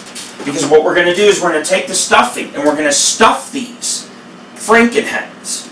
Because that way they stay juicy and succulent. Plus, think about it. The meat and the skin's going to have flavoring on the outside of seasoning, but the meat's going to be seasoned like the marinade. You throw in the stuffing, it's going to make that meat more juicy, and it's going to be more vibrant and stand out in flavor. Because this is going to help retain the marinade. Because instead of the juices flowing out, it'll flow into the stuffing, the marinade will, and it'll keep the entire hen moist. So that when you eat the meat, it's not dry, it's tender, it's juicy, melts in your mouth, you know what I'm saying? Throw that over there. I usually like to play basketball in my kitchen. That's what I like to do. If you're going to cook, you might as well make it exciting. You might as well smoke, you might as well party, you might as well drink. If you're going to be in a kitchen, a hot kitchen for a couple hours, you might as well make the best of it, right? And as you guys know, I went to Haskell Peak yesterday, which is one of the mountains on the edge of the lake's basin. We're putting Italian seasoning on top, give that nice Italian flavor. And the lake's basin, a couple months ago I went out there to hike near Silver and there's Bear Lakes, a few of those, Silver Lake, and there's another couple smaller lakes back in there we hiked to. Okay? And they have this, now this is onion powder I put on. Okay, they have this couple rocks with petroglyphs. Okay, the Madu and the Washoe were prominent Indian tribes back there, but they can't say for sure that they are the ones that carved the petroglyphs or etched the petroglyphs. On one rock, it's a giant foot. I've never seen petroglyphs like that, where they put a foot. I mean, they're really, nobody even knows the meaning of them, but I do, because I'm an ancient alien, researcher. And it's very important to me to study ancient aliens, because I want to know my past and where we're from and what transpired on Earth over the, millions of years, how we came to be and were developed. Whether we came here from another universe and our aliens were stuck here and decided to make Earth their home, we don't know. We could have came from Mars. It could have been an apocalypse and they all came here. We don't know. Okay? Put a little poultry seasoning, by the way. There you go. Just like a chicken or any poultry. But I'm an ancient alien enthusiast. And they got a foot on the rock. Now, I know the tribes, when the first white men and explorers and miners came here, and they were documenting Bigfoot sightings or running into the snowman or Yeti. They were documenting this because a lot of the towns in the Sierras are high up, 9,000 feet in the mountains, in the middle of the national forest. Everybody thinks the Wild West is just desert. Half is desert, half is forest, and 14,000 foot peaks. And much unexplored land, or hard to get to places where these boom towns and mining towns were. And the Indians around that area used to warn the locals. Many pioneers came up missing or deceased. The Bigfoot back then were quite aggressive and territorial, and they'd say to these Europeans, avoid going through that pass unless you want to deal with the snowman or Sasquatch. So they're very common in the lakes basin area. And one rock has a giant foot. It's just a giant foot. It's kind of large, larger than all these other little petroglyph drawings or etchings. Next rock has what looks like maybe the sky or the background, maybe mountains, and you got these craft. They look like UFOs, maybe flying orbs. But you got a foot on one rock, so maybe Bigfoot derives from up there. Just a theory. Maybe he's alien in nature. Maybe they crashed here, and this is where they've lived for hundreds of thousands of years, and they've evolved. And that's why there's different cousins, because different parts of the world they've evolved, or intermated with, or mated with humans. Because I've also heard of that many Indian tribes out in the Sierras were starting to kill Sasquatch because the Bigfoot tribe was going into these villages, stealing the women and the children. But there's a story on those rocks in the Wash show talked about water babies. They'd get sick, which I believe was radiation sickness. And they describe them as going to the bottom of the lake and coming out and able to do miracles like heal and give off light. And so that rock may be Washoe in nature, maybe a Washoe petroglyph, and it may be telling a story about, on one hand they came, ancient ancestors, ancient aliens, lights from the sky, they landed, and then you got your foot, which is like, a symbol of them, the foot, the very large foot. Even if they are aliens, they're very primitive in some ways, and therefore, yeah, they leave tracks because they don't wear shoes or sneakers, they are barefoot. And they have a very tough hide. But as I was saying, maybe, because my film cut off, maybe they derived from outer space. And, the natives were well aware of them. And, being that they have a tough hide or that their bodies are built to, live in the forest or the desert or in a cave, they're very strong, large creatures with thick hide, a lot of muscle. They're able to run across brush and rocks and twigs and thorns and all that and really not feel it. Their bodies are built for the terrain that's on Earth, or they've evolved that way. However, you got a foot on one rock, just a foot, and it doesn't. And the only thing I could pin it to is Bigfoot, because the natives wanted to warn the Europeans, or maybe other tribes in the area, about these creatures of war.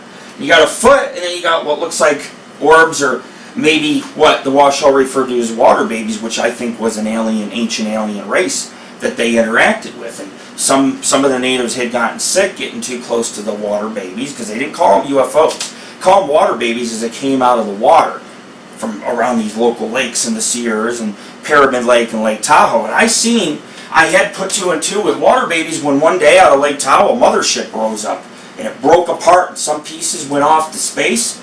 Bam, gone. Other ones, little white orbs, were above the trees shooting beams at the pine trees and on the peninsulas. And there was a heavy fog 12 feet off the water, which means no boats. Boats are banned. They close up Tahoe. Tahoe's all closed up. Nobody's out there. And people thought, hey, your video's fake. It's not that great. Blah, blah, blah. Until we started getting in numerous reports that on that day, multiple campers on that peninsula were seeing these craft. It's like, well, I seen the whole fucking mothership and the whole shebang. The water's boiling. Turn it on extremely low and add your stuff in, okay? We have these almost nearly seasoned. But the water babies legend, I believe, has to do with ancient alien visitors and the lights, and they may be a Sasquatch alien race, and maybe when their craft had gotten too close, because it said some of them had major power. But power, godlike power seen by the tribes, to us in today's time would be like, okay, that's mistaken technology. A UFO is a piece of technology that gets them around from point A to point B. But back then, they would have looked at, the Indians would have looked at these UFOs and said, oh, these are water babies, or these UFOs, maybe these UFOs are biological or organic. Maybe these UFOs are alive. Either way, it was making some of the natives sick, other ones were disappearing, and some of them had miraculous encounters where some of the water babies would heal them and so on. So I think that it would, they've always been around Tahoe and these lakes, and the UFO, maybe they're down at the bottom of these bodies of water, but there's a lot of UFOs. I've seen a lot of UFOs and strange things up here. And so seeing a foot on a rock and a depiction of like alien visitors or whatever on a rock would not surprise me in the Lake Basin.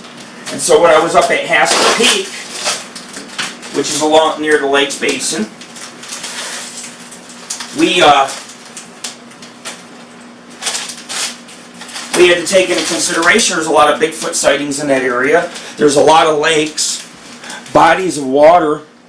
The more water you have in seclusion, the more that these Bigfoot creatures seem to be prevalent or closer together. And that proves it yesterday, finding 2 tracks. One, I don't know about, but the second one that my son found on the edge of a mountain in woods and brush, and it was so dark, the sun was being blocked out. None other than it has to be Bigfoot, and we just missed it.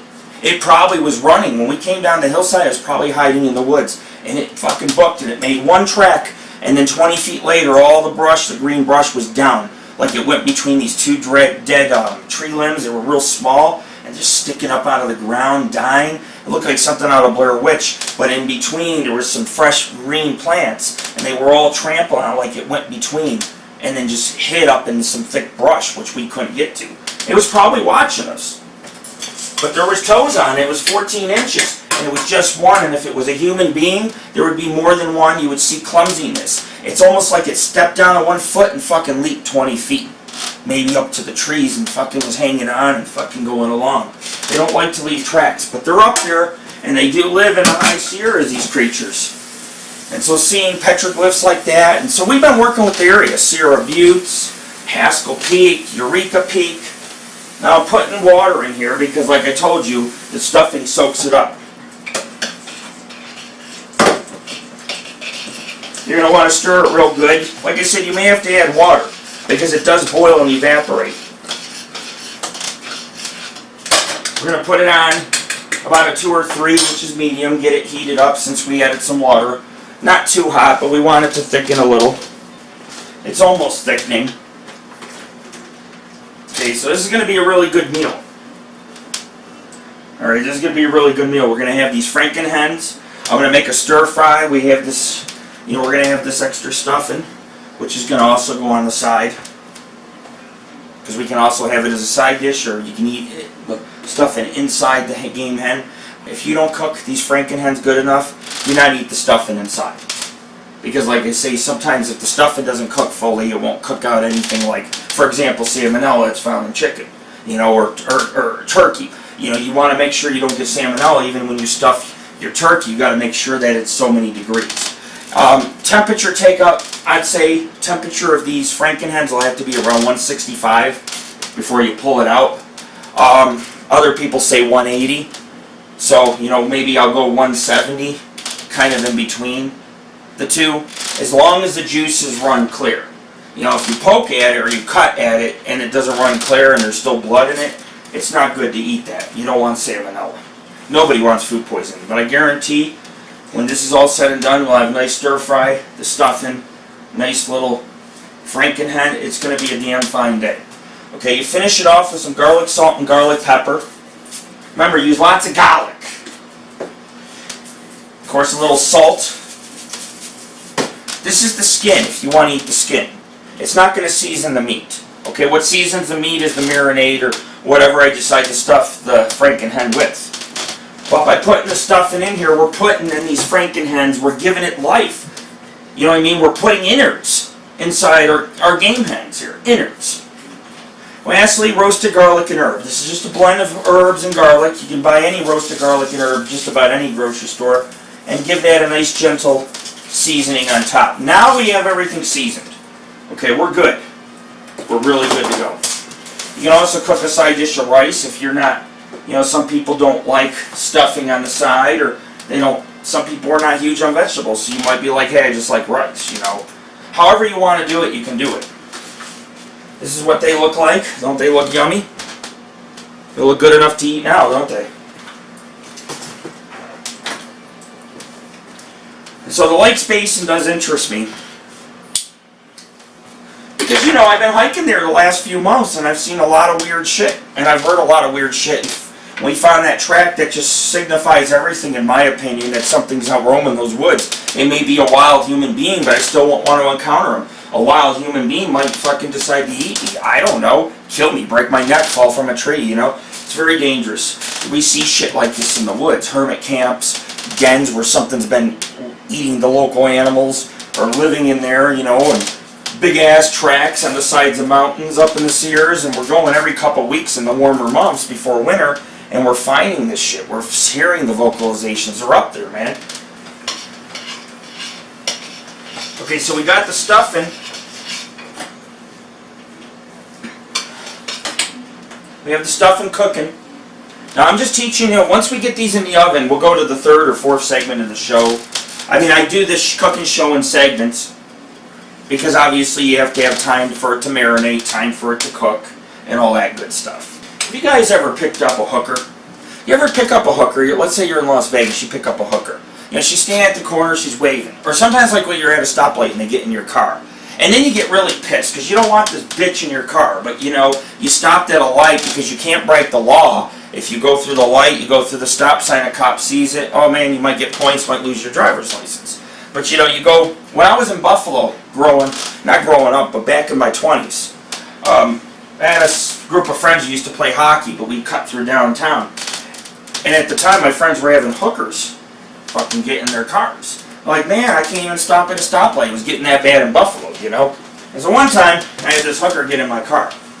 I wasn't going to pay for no sex. You know, the girl was all showing me her fucking boobs, and she's like, you want some, you want some?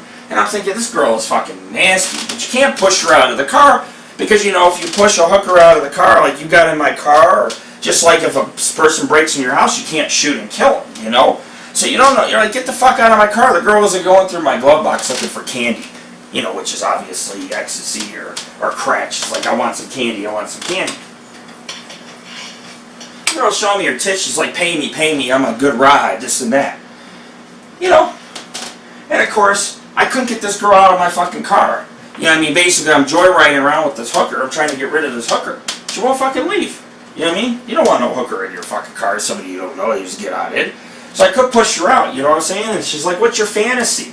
And I said to her, my fantasy is to have sex on the hood of a car. Because I didn't know what the fuck to do. I didn't know what to do. I couldn't get this bitch out of my fucking car. So I'm like, I pulled down an alley. I'm like, come on, get out, I'll bend you over the fucking vehicle. You know, I'm like, I'll give you like $20. I'll bend you over the vehicle, you know. She gets out, lifts her skirt, get ready to do the act, and right away, man, I fucking ran in the car, I peeled out, you know, I took fucking off. I'm like, sayonara, bitch, I don't want AIDS. I don't want AIDS, I want to continue to eat my Franken Hens.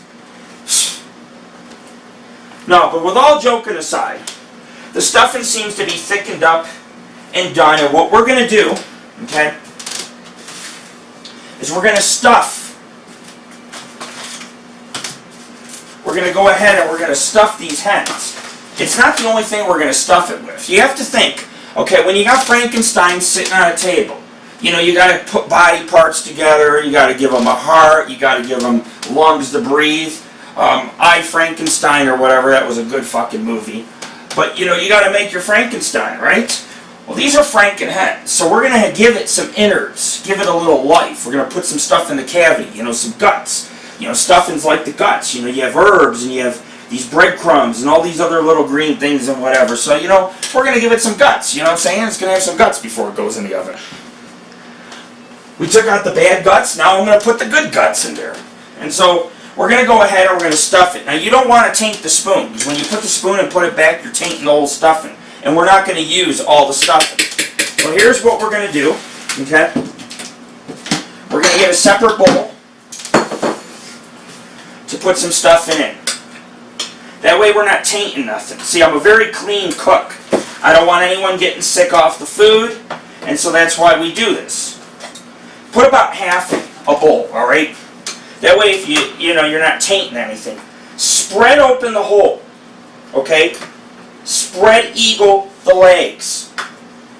And fill the cavity up with some stuffing. You know, if you want to talk to him and be like, oh, Frankenstein, you're going to come alive. Not Frankenstein, but be like, Franken Hen, I give you this life. I give you these guts of stuffing in your holes and cavities so that your life force and juices will flow throughout. Okay, you gotta... If that's what it takes to get you through the kitchen a couple hours, please, by all means, fucking do it. You know? Cooking Made Fun with Lord Rick. That's the name of this, should be the name of this show. The show should be named Cooking Made Fun with Lord Rick, or, you know, Cooking's a Party with Lord Rick. We need to find a name for the show. Yeah, it's a branch off Angel of the Night Radio. Angel of the Night Radio does it all. We do adventure, we do comedy, we do cooking shows. Fuck! We even do that too. But anyways, with all joking aside, you want to... I'll stand aside, you can't see it, but make sure you put enough stuffing in here in each cavity, okay? You don't have to overload it. Just a little bit for flavor to hold the moisture, okay?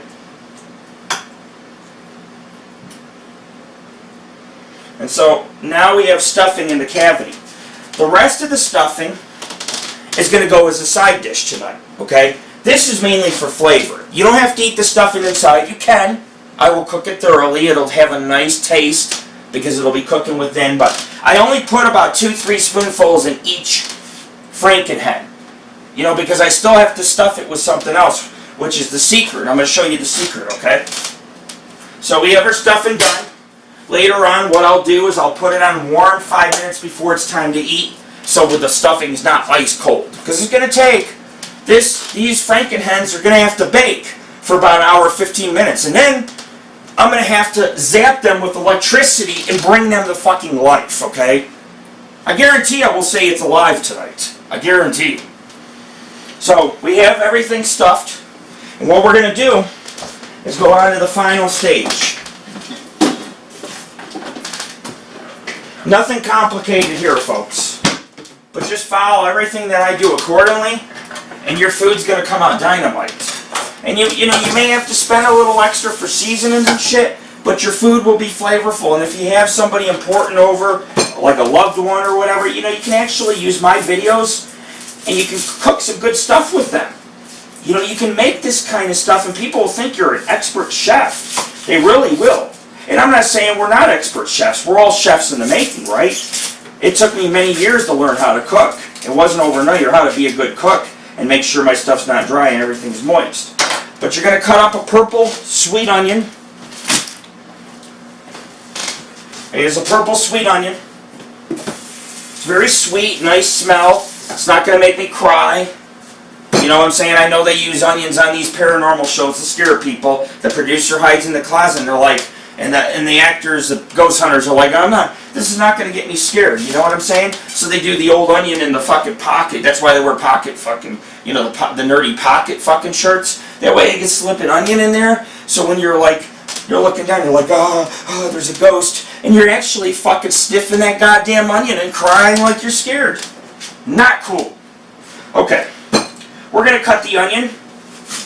Pay attention. There's 4 hens. We're going to cut the onion in 4 pieces. Okay? Actually, because they're hens, you're going to want to cut them down. So what I'm going to do is cut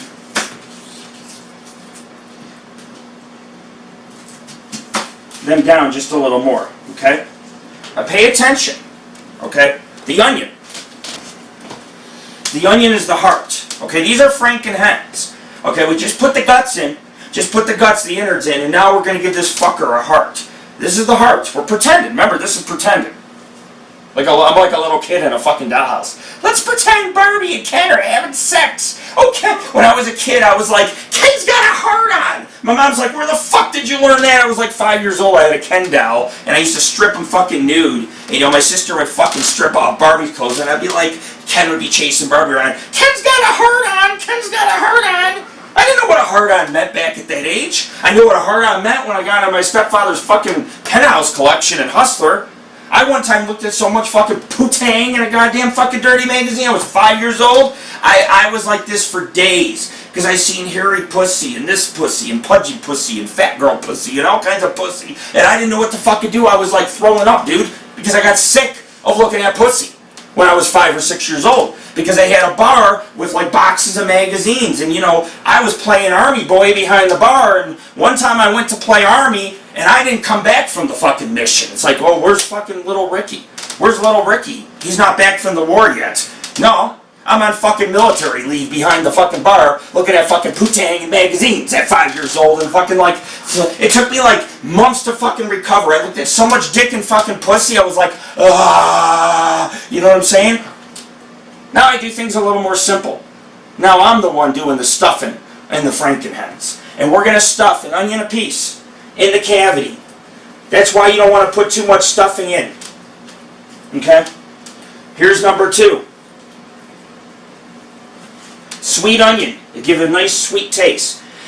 No matter how you look at this dish, this is an Italian style type of hen that I'm making. It's a, you know, hens are just, I mean, it's chicken's chicken, hen or not, you know, just like veal and lamb and everything else. Chicken, but chicken to me is chicken, whether it's in hen form or whatever. So, you know, we want to flavor it, we want to give it some love. Okay, they're ready to go in the oven. Okay, nice sweet onion in every one of them. Also a nice stuffing. And then I season the tops. You guys can use those seasonings or whatever seasonings you want. Throw them into the oven and put them on for about an hour and 15 minutes. Now you want to make sure it cooks about 165 to 170 internally. And if you don't get that temperature, put them in for another 10 minutes. Now my skin's going to come out crispy, but the meat inside will be succulent and juicy. And the stuffing's already been cooked, but it'll cook a little more inside. The onion, you could, when you pull the onion or the heart out of the Franken hen, you can eat it. You can eat the onion. It's very healthy to eat the whole onion. It'll be cooked. It won't be burnt or crispy or like an onion ring or anything like that. Actually, it'll be like an onion ring without the breading. You can eat that and it'll be full of flavor too. Very healthy, very good meal to eat. Okay, so I'll probably be back in about an hour, 15 minutes with the final results. Okay, and we'll wrap up this great cooking show. It's got to be great. It's the people that watch it that make it great and continue to ask me to do these shows. Because I know some people, you know, they have loved ones and they want to learn how to cook. People learn, and how you learn is, well, you learn everything by YouTube. Apparently you learn how to be a terrorist too nowadays on YouTube, and they don't cut it out, man. They don't fucking cut it out.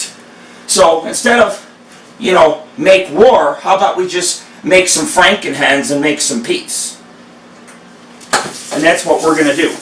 Okay, so we have the Franken Hens cooking. And what I'm going to do is I'm going to start the stir fry. Because I'm going to start it early and slow cook it so that it absorbs all the seasoning. Now I'm going to be making, now what I did is I took mixed vegetables, okay, because I'm making a stir fry.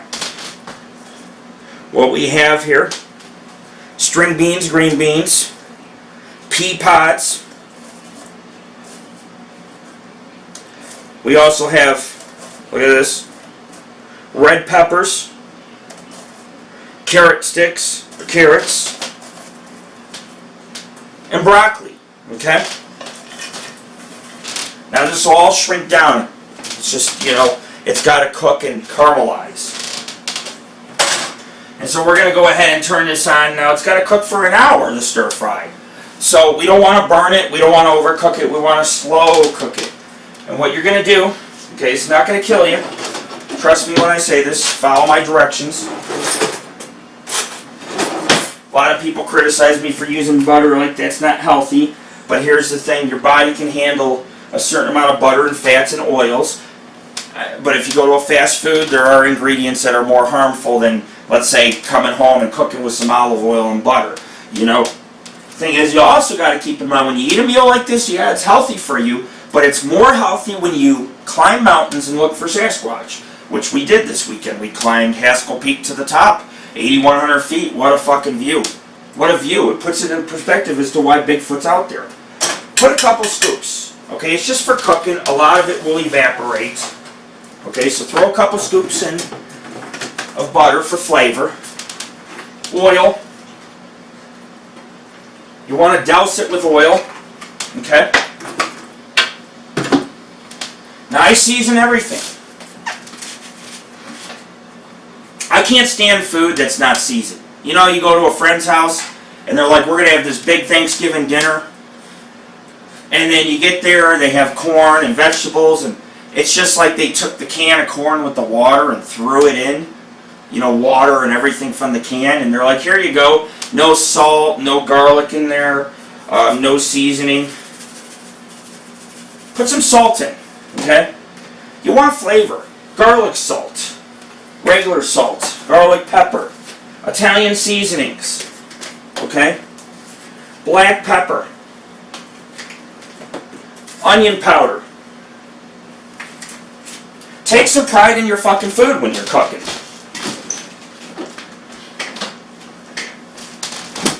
Always take pride when you cook your food. And you know, I mean, don't be lazy and throw a can of fucking Chef Boyardee and be like, yeah, I made ravioli. Put some fucking, you know what I'm saying, put some damn effort into it. You won't regret putting effort into your cooking. The person who regrets it is the person who, you know, has no sense for flavor. They don't want to take the time to cook. And that's the whole key to making good food, is to take an hour or two prepping it. It may take you a couple hours. It may take you a couple hours to prep it, but when you eat it, you're eating good shit. You know, as I say, good shit when we're really not eating shit. But then again, with today's foods and hormones and everything else, you might as well be eating shit, right? And we're just talking about it today that, you know, fucking put lots of garlic. You know, boys and girls are no longer boys and girls. They drink all this milk with hormones in there, and then by the time fucking some, you know, a teenager, like a female teenager, 13 years old, she's got triple fucking D's. You know, and just like fucking, I mean, you know, somebody turns 12 years old, like, hey, Dad, I got a bigger schlong than you have. My schlong's 12 inches. Yours is dinky and small. It's like, sorry, son, I didn't fucking, back when in my day, we got milk in the fucking bottle, and it was milk straight from the cow. It wasn't milk ingested with a bunch of chemicals and fucking vaccinations and everything else, you know? Humans are mutating. They're mutating. This is not the final stage. We got butter, we got oil, we got garlic, we have seasonings, and it's on slow cook.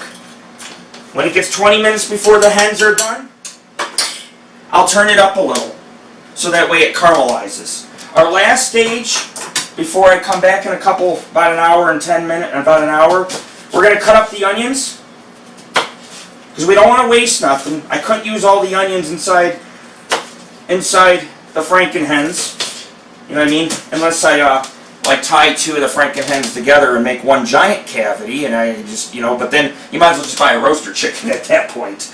You know what I mean? We're not trying to make a freak show here. We're just trying to give it an onion heart. Because you can eat the onion, and it's really good for you.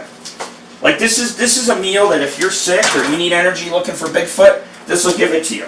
But we're going to take the sweet purple onions and put them in the stir fry. Of course, we got a nice piece of onion and garlic and stuffing loaded inside these Franken Hens. And so on the next phase of the show, we'll be zapping these lovely Franken Hens to life. I'll show you a plate of food once it's finally fixed and what the stir fry looks like caramelized. And then it'll be time for the taste tests. This is Lord Rick with Meals Made Fun. We'll be back for the final results. Peace. Ladies and gentlemen, we're back for the final leg of the episode, which is basically prepping it on a plate, showing you the final results of these Franken Hens. And you know, as you know, I try to, in my cooking shows, integrate a little bit of fun, but also the paranormal. And you know, I was doing some thinking earlier, and I was like, telling you about the ushers. And I sat and I played a game of Scrabble, and I thought to myself, yeah, you know, it wasn't right. I sit there, I sneak I sneak snacks in because, you know, these movie theaters want $5 for a 99-cent box of candy. It's a ripoff. It's highway robbery, so, you know, you sneak a little candy in, then you throw it behind the seat. We all do it. You know, we all sneak in at one time or another some candy or whatever to the movies. And people are like, you know, some people are giving me lessons. Some people try to, sorry, I had to switch hats. I'm a man of many hats.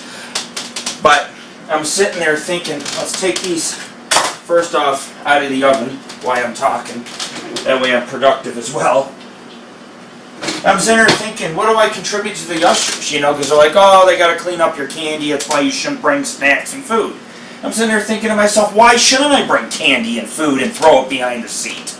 I'm employing the ushers. I'm giving the ushers a job. It's kind of like being like Donald Trump. You're providing employment. You're giving employment. But the difference is, there's no drama. You don't see me on CNN getting busted for lying and making and not fact checking. The fact is, every time I throw a piece of garbage at that movie theater, it keeps the ushers employed. Without any garbage, these teenage ushers would not have jobs. I tell you, don't eat bike from the concession. Okay, that's fine, but that doesn't employ you. You know what I'm saying? That doesn't employ you.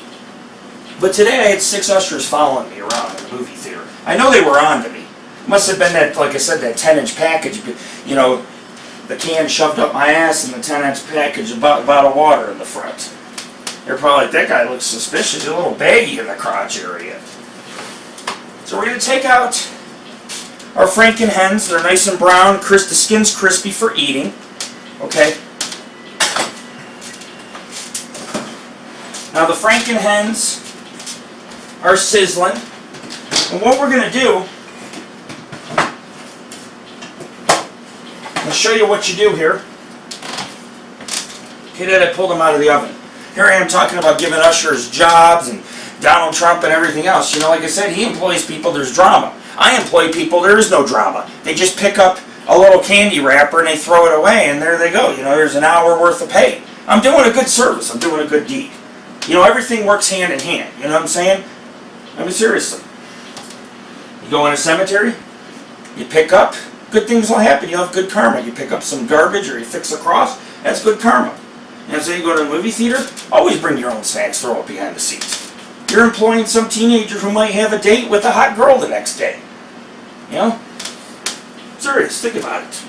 Anyways, we got some Franken Hens here. You're going to want to let them cool. Very important when you take your meat out. A, you check it the temperature, but you also want to let it cool so that it finishes cooking. And what you do is you don't want to stick it on the bone. So when you stick the temperature gauge in, stick it on the breast. Okay? The temperature right now in the center of the breast is exactly 180 degrees. And I'm going to show you. It's very important you cook your meat thoroughly. If it reads 180 degrees, it means the stuffing's safe to eat as well because we put stuffing inside. But you can see right there. There you go, 182 degrees. Okay? And we have nice, beautiful stuffing. It's had time to slowly cook and fester with the butter and the seasonings. And then we have a nice stir fry. And you can see the purple onions I threw in with it, and lots of garlic throughout in the seasonings, and it's caramelized. You can tell by the color of it. So we got a lot of good dishes going on. Okay? We really do. And I'm going to fix a plate and I'm going to show you what it looks like, the final results. Okay? But there's a few things that we have to do because these are Franken Hens. Okay? Okay? And there's a few things we have to do to bring these babies to life. Now, don't try this at home. Okay? This is part of the recipe. But if you didn't have 50 million jolts to bring these fuckers alive, 50 million joules, jolts, whatever you fucking call it, then there's no use in making Franken Hens, right? So, you know, the recipe calls for one of these. This is what we're going to do. Okay, we're going to finish bringing these alive. And then I'm going to tell you a quick ghost story, because I did a paranormal ghostly investigation a few weeks ago. And I just want to tell her, I'd like to keep people up to par about some of our investigations. I cannot possibly tell you about every one, because we go to so many places, do so many things. And you know, I got like over the years, about 15 years ago, 16 years ago when we opened up our doors, I went out every weekend for years and years doing paranormal investigations. There's no way in God's green earth I could tell you every detail and everything I've encountered. We put Weber Lake on our website, did capture a clear flying saucer out there. Of course, it's in an area that's had a lot of strange happenings, including UFOs, so it wouldn't surprise me. But it's little things like that on my journeys, and sometimes I like to go on the air and tell people, hey man, I got a UFO here, or I found Bigfoot here, or I had a sighting here and there. Those are what counts. by doing the field research and finally getting results, it allows me to share it with other people so that they could learn about it and enjoy it the same way I did. If you're a lover of the paranormal, not an actor on television. So anyhow, I'll tell you guys a little ghost story as soon as I'm done playing Igor or Dr. Frankenstein, okay? But what you're going to want to do is you want to bring these alive, okay? You can see, when you want to give them a little spark, just like that. And be like, oh, look, I can see it moving. It's alive! It's alive! That's what you got to say. If you're going to make Franken chickens, after you give it you give each one a nice 50 million jolts of juice. Each one, and I've tapped 3. But see, I'm running out of electric juice. But anyways, you give it a little bit of, you use your stun gun and you hit each hen at least once or twice. Okay? This one's out. And then you watch it come alive. You gotta electrocute. You gotta bring them back to life. I put the innards, I put the onion heart. Come on, a little bit of seasoning, zap them and watch them twitch. You'd be like, it's moving, it's alive, it's alive! You gotta be like Dr. Frankenstein, it's alive! You gotta get into it, you know what I'm saying? But anyways, you get the idea, okay? They've cooled for 5 minutes, so they're ready to be put on a plate. Always let it cool, so the meat, if there is any blood or anything like that, it has time to simmer, and the meat has time to cure a little bit. Same with steak, anything, 5 minutes. Don't just pull it off and put it on a plate. Let it internally cook, and let the juices will collaborate together again, and it'll stay very tender. It won't dry out because there's skin on this, okay? But I'm going to tell you a quick story as I get the plates ready and get this ready to put, as we put this on a plate, okay? Let me tell you a little story. As if I don't have plenty of stories, right? So as you guys know, I do a lot of paranormal investigations, some into ghosts, some into Bigfoot. I get bored with certain things, I try to switch around. And I went to this place called Summit Valley. It's a massive valley near Haskell Peak. It's up by Truckee. And they had, in the 1800s, a lot of miners that were going under Virginia City in these local mining towns. And I had formed a wagon road to go around the Donner Truckee, the Donner Summit in the Truckee area. And you could kind of go a bit to Truckee. It was a different route to Truckee rather than having to take the Donner Pass, which is full of snow and treacherous and dangerous for wagons. So they built a pioneer road in Summit Valley. And there was some of the miners some of the miners tried the quartz ledges to look for gold. And while that didn't succeed, they built ranches out there. A couple old ranches in the 1800s for sheep herding, cattle grazing. And, they would use these ranches to provide the miners with the food substance. But you can hike at Lake Norden. It's the site of a Murtis Indian village. And the lake's like 5 times smaller, so now it's mainly all meadows, very little lake, and you can go out and play football and hike around the meadow. There's mountains 360 degrees. There's an old ranch homestead. We had a picnic at the homestead. We sat on a log. It's very small. The farmer's name is up on there. And I went in with the EMF detector, walked around the property, went in.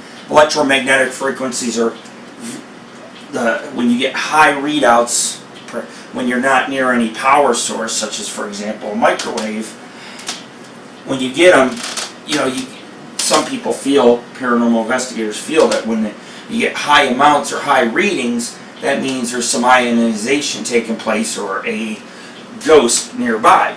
Didn't get nothing. Went all around with my EMF, but went all around with my EMF detector. I'll show you guys what it looks like. Going off very high. Watch. Okay, I'm over here. There's no electronic source. Now watch when I go. That's the microwave, so you know it works. See? It reads the stove. Those are high power sources. Out in the middle of nowhere, I go in and get no readings. I'm like, this place sucks. There's nothing here. Started talking. I'm like, if anybody's here, give me a sign. I put the recorder in the homestead, took a break, drank a brew, drank some liquids, ate some food. come back with the EMF detector. It's going off higher and higher and higher. And I sit there in the middle of the homestead. I'm sitting there. It's like a cabin, 1 or 2 little rooms, you know. Sitting there, and it keeps climbing and climbing and climbing, and then it holds steady. For the longest time, I'm like, okay, maybe the camera's causing it, you know? Because I didn't know.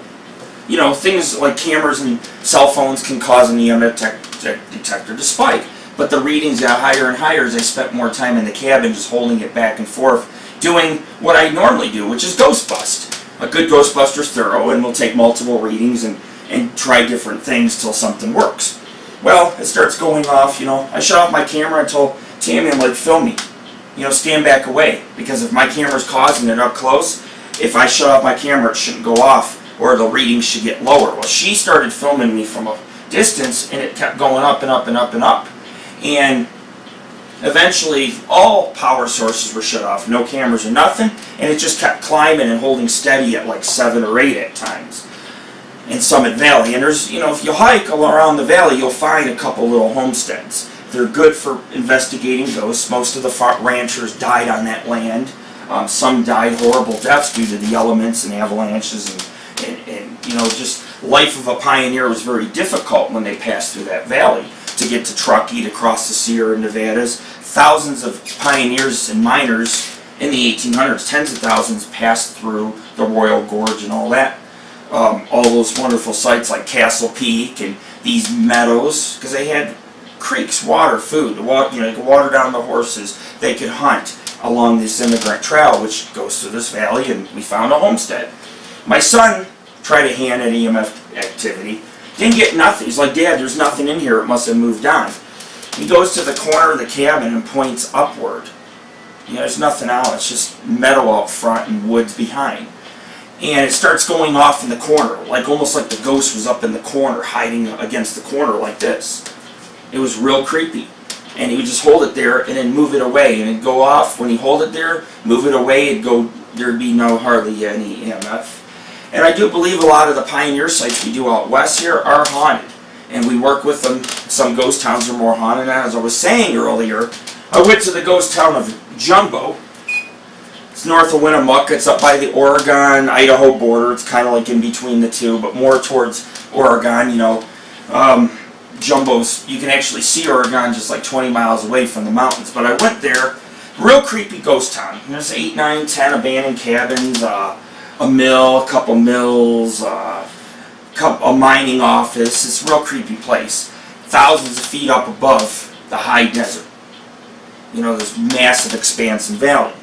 And so, when I go to places like that, I had gotten reports about ghosts there. I didn't know it was haunted, but I felt it was a creepy place. But I've had friends who camped up there, like, man, shit starts banging, we hear odd noises. So you could see that I jumped from ghost to Bigfoot, and I've had a couple Bigfoot investigations, but I did a ghost one with the high EMF.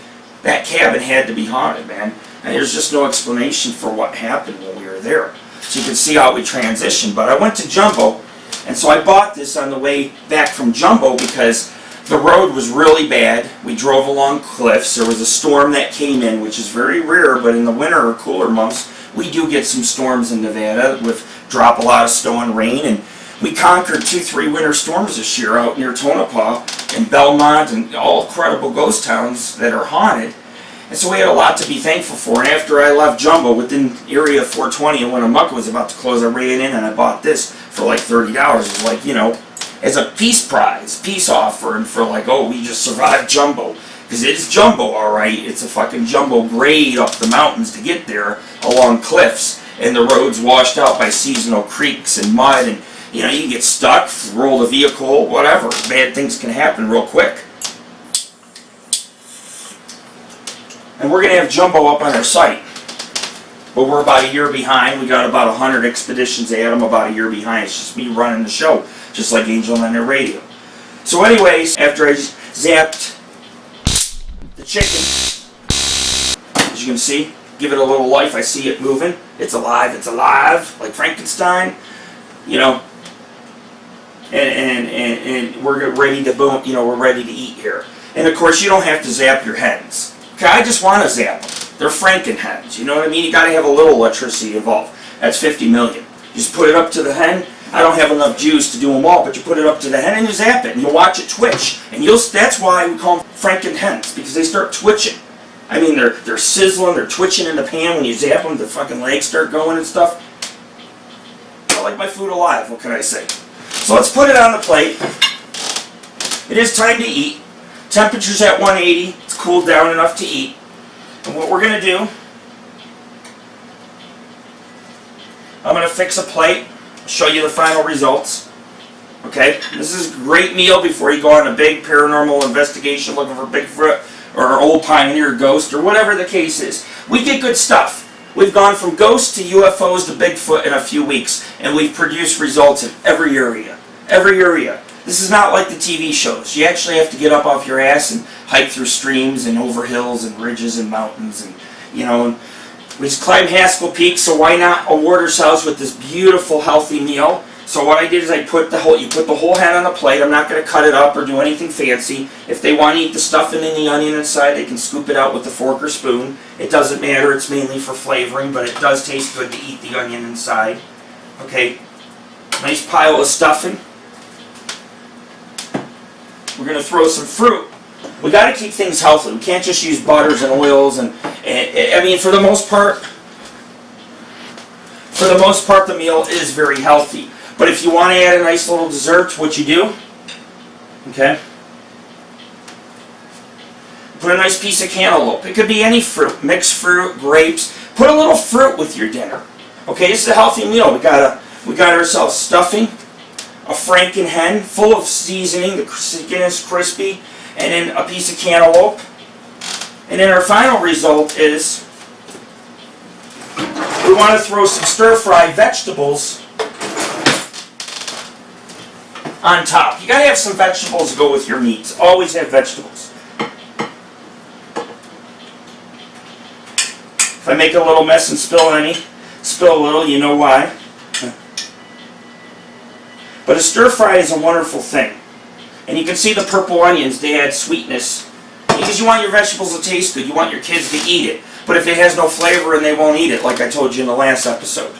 So you definitely want the kids to be able to have fun with their vegetables. Add flavoring, let it caramelize, take time to cook it. Patience is the key to having good vegetables. Slow cook them, half hour, 45 minutes, add a lot of seasoning, butter and oil, and let it absorb it, and the vegetables will taste 10 times better. And they're still healthy for you. They're still healthy for you, because you have a healthy lean meat, healthy vegetables, a little stuffing, and a cantaloupe. This meal probably is about 600-800 calories. I'd say it's about 600 calories, maybe to 700 calories, but with them, if you eat let's say, have some fruit, maybe a donut and coffee, maybe for lunch have a salad, and turn around and have a meal like this, and then you go hiking, you're going to live 20 years longer. I promise you, man. I promise you that's what's going to happen. Okay, so what we want to do is I want to show you the final results. Okay? This is what it should look like on the plate. The final results. Beautiful. Beautiful. See that?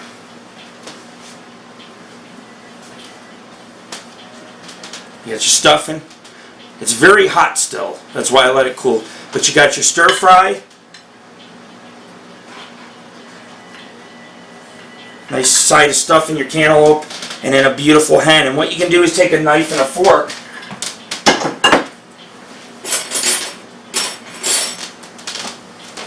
You can take a knife and a fork, and you can cut it right down the center. It's very tender, very juicy. You can peel the skin off, eat the skin. You can pull a leg or a wing off and eat it. Or you can cut your breast, a piece of breast. The breasts are real small. These are not whole roaster chickens. And of course, I'm going to make sure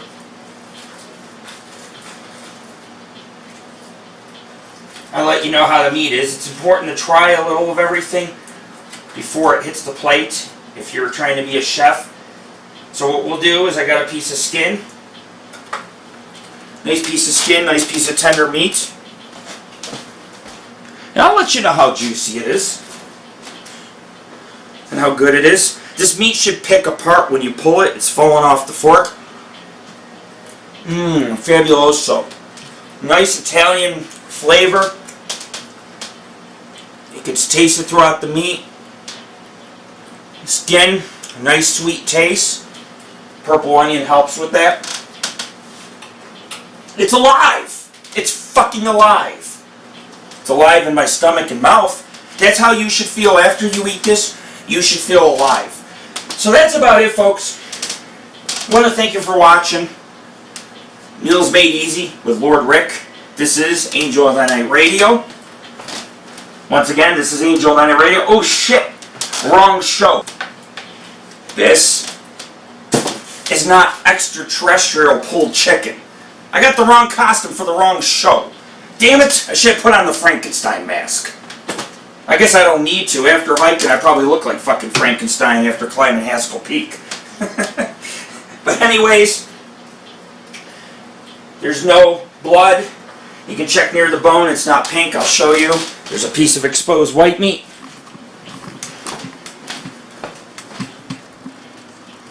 See that? Look how beautiful everything is. And of course, like I said, you're going to want to take about 50,000 volts of electricity. Get those fucking hens shaking, vibrating in the pan. Zap them a little bit. You take your 50 million joules or volts of, and your stun gun, and put it up to chicken, zap it. Watch it twitch. Just adds to the flavor. You know what I'm saying? What it does is there's juices. When electricity flows through the juices, it kind of sparks something, and it gives it an extra taste. I'm telling you, that's why I call them Franken Hens. Of course, they're not going to be alive for much longer. Pretty soon, all that's going to remain is just a skeleton, and the meat's going to be down here. Along with a nice, icy cold brew, a piece of cantaloupe, some stir-fry and stuffing, and then, of course, if you reach in the hole, I'll show you one last thing. Beautiful cooked onion. That tastes better than fucking sex. I think I just orgasmed or creamed my pants. I just want to thank you, folks. Please give us a like on Angel of the Night Radio on Facebook. Check out our paranormal site, www.paranormalghostsociety.org. Come talk to me on Facebook if you have any questions or any comments. We'd love to hear them. This is Meals Made Easy with Lord Rick and our Franken Hens. It's time to eat. I say bon appetit. Bon appetit. I can't even say it right. I say just fucking eat and get blazed. And if you like to get blazed, eating one of these Franken Hens and this beautiful plate, that ought to quell your munchies after hitting the rainbow bone like this. I'll talk to that.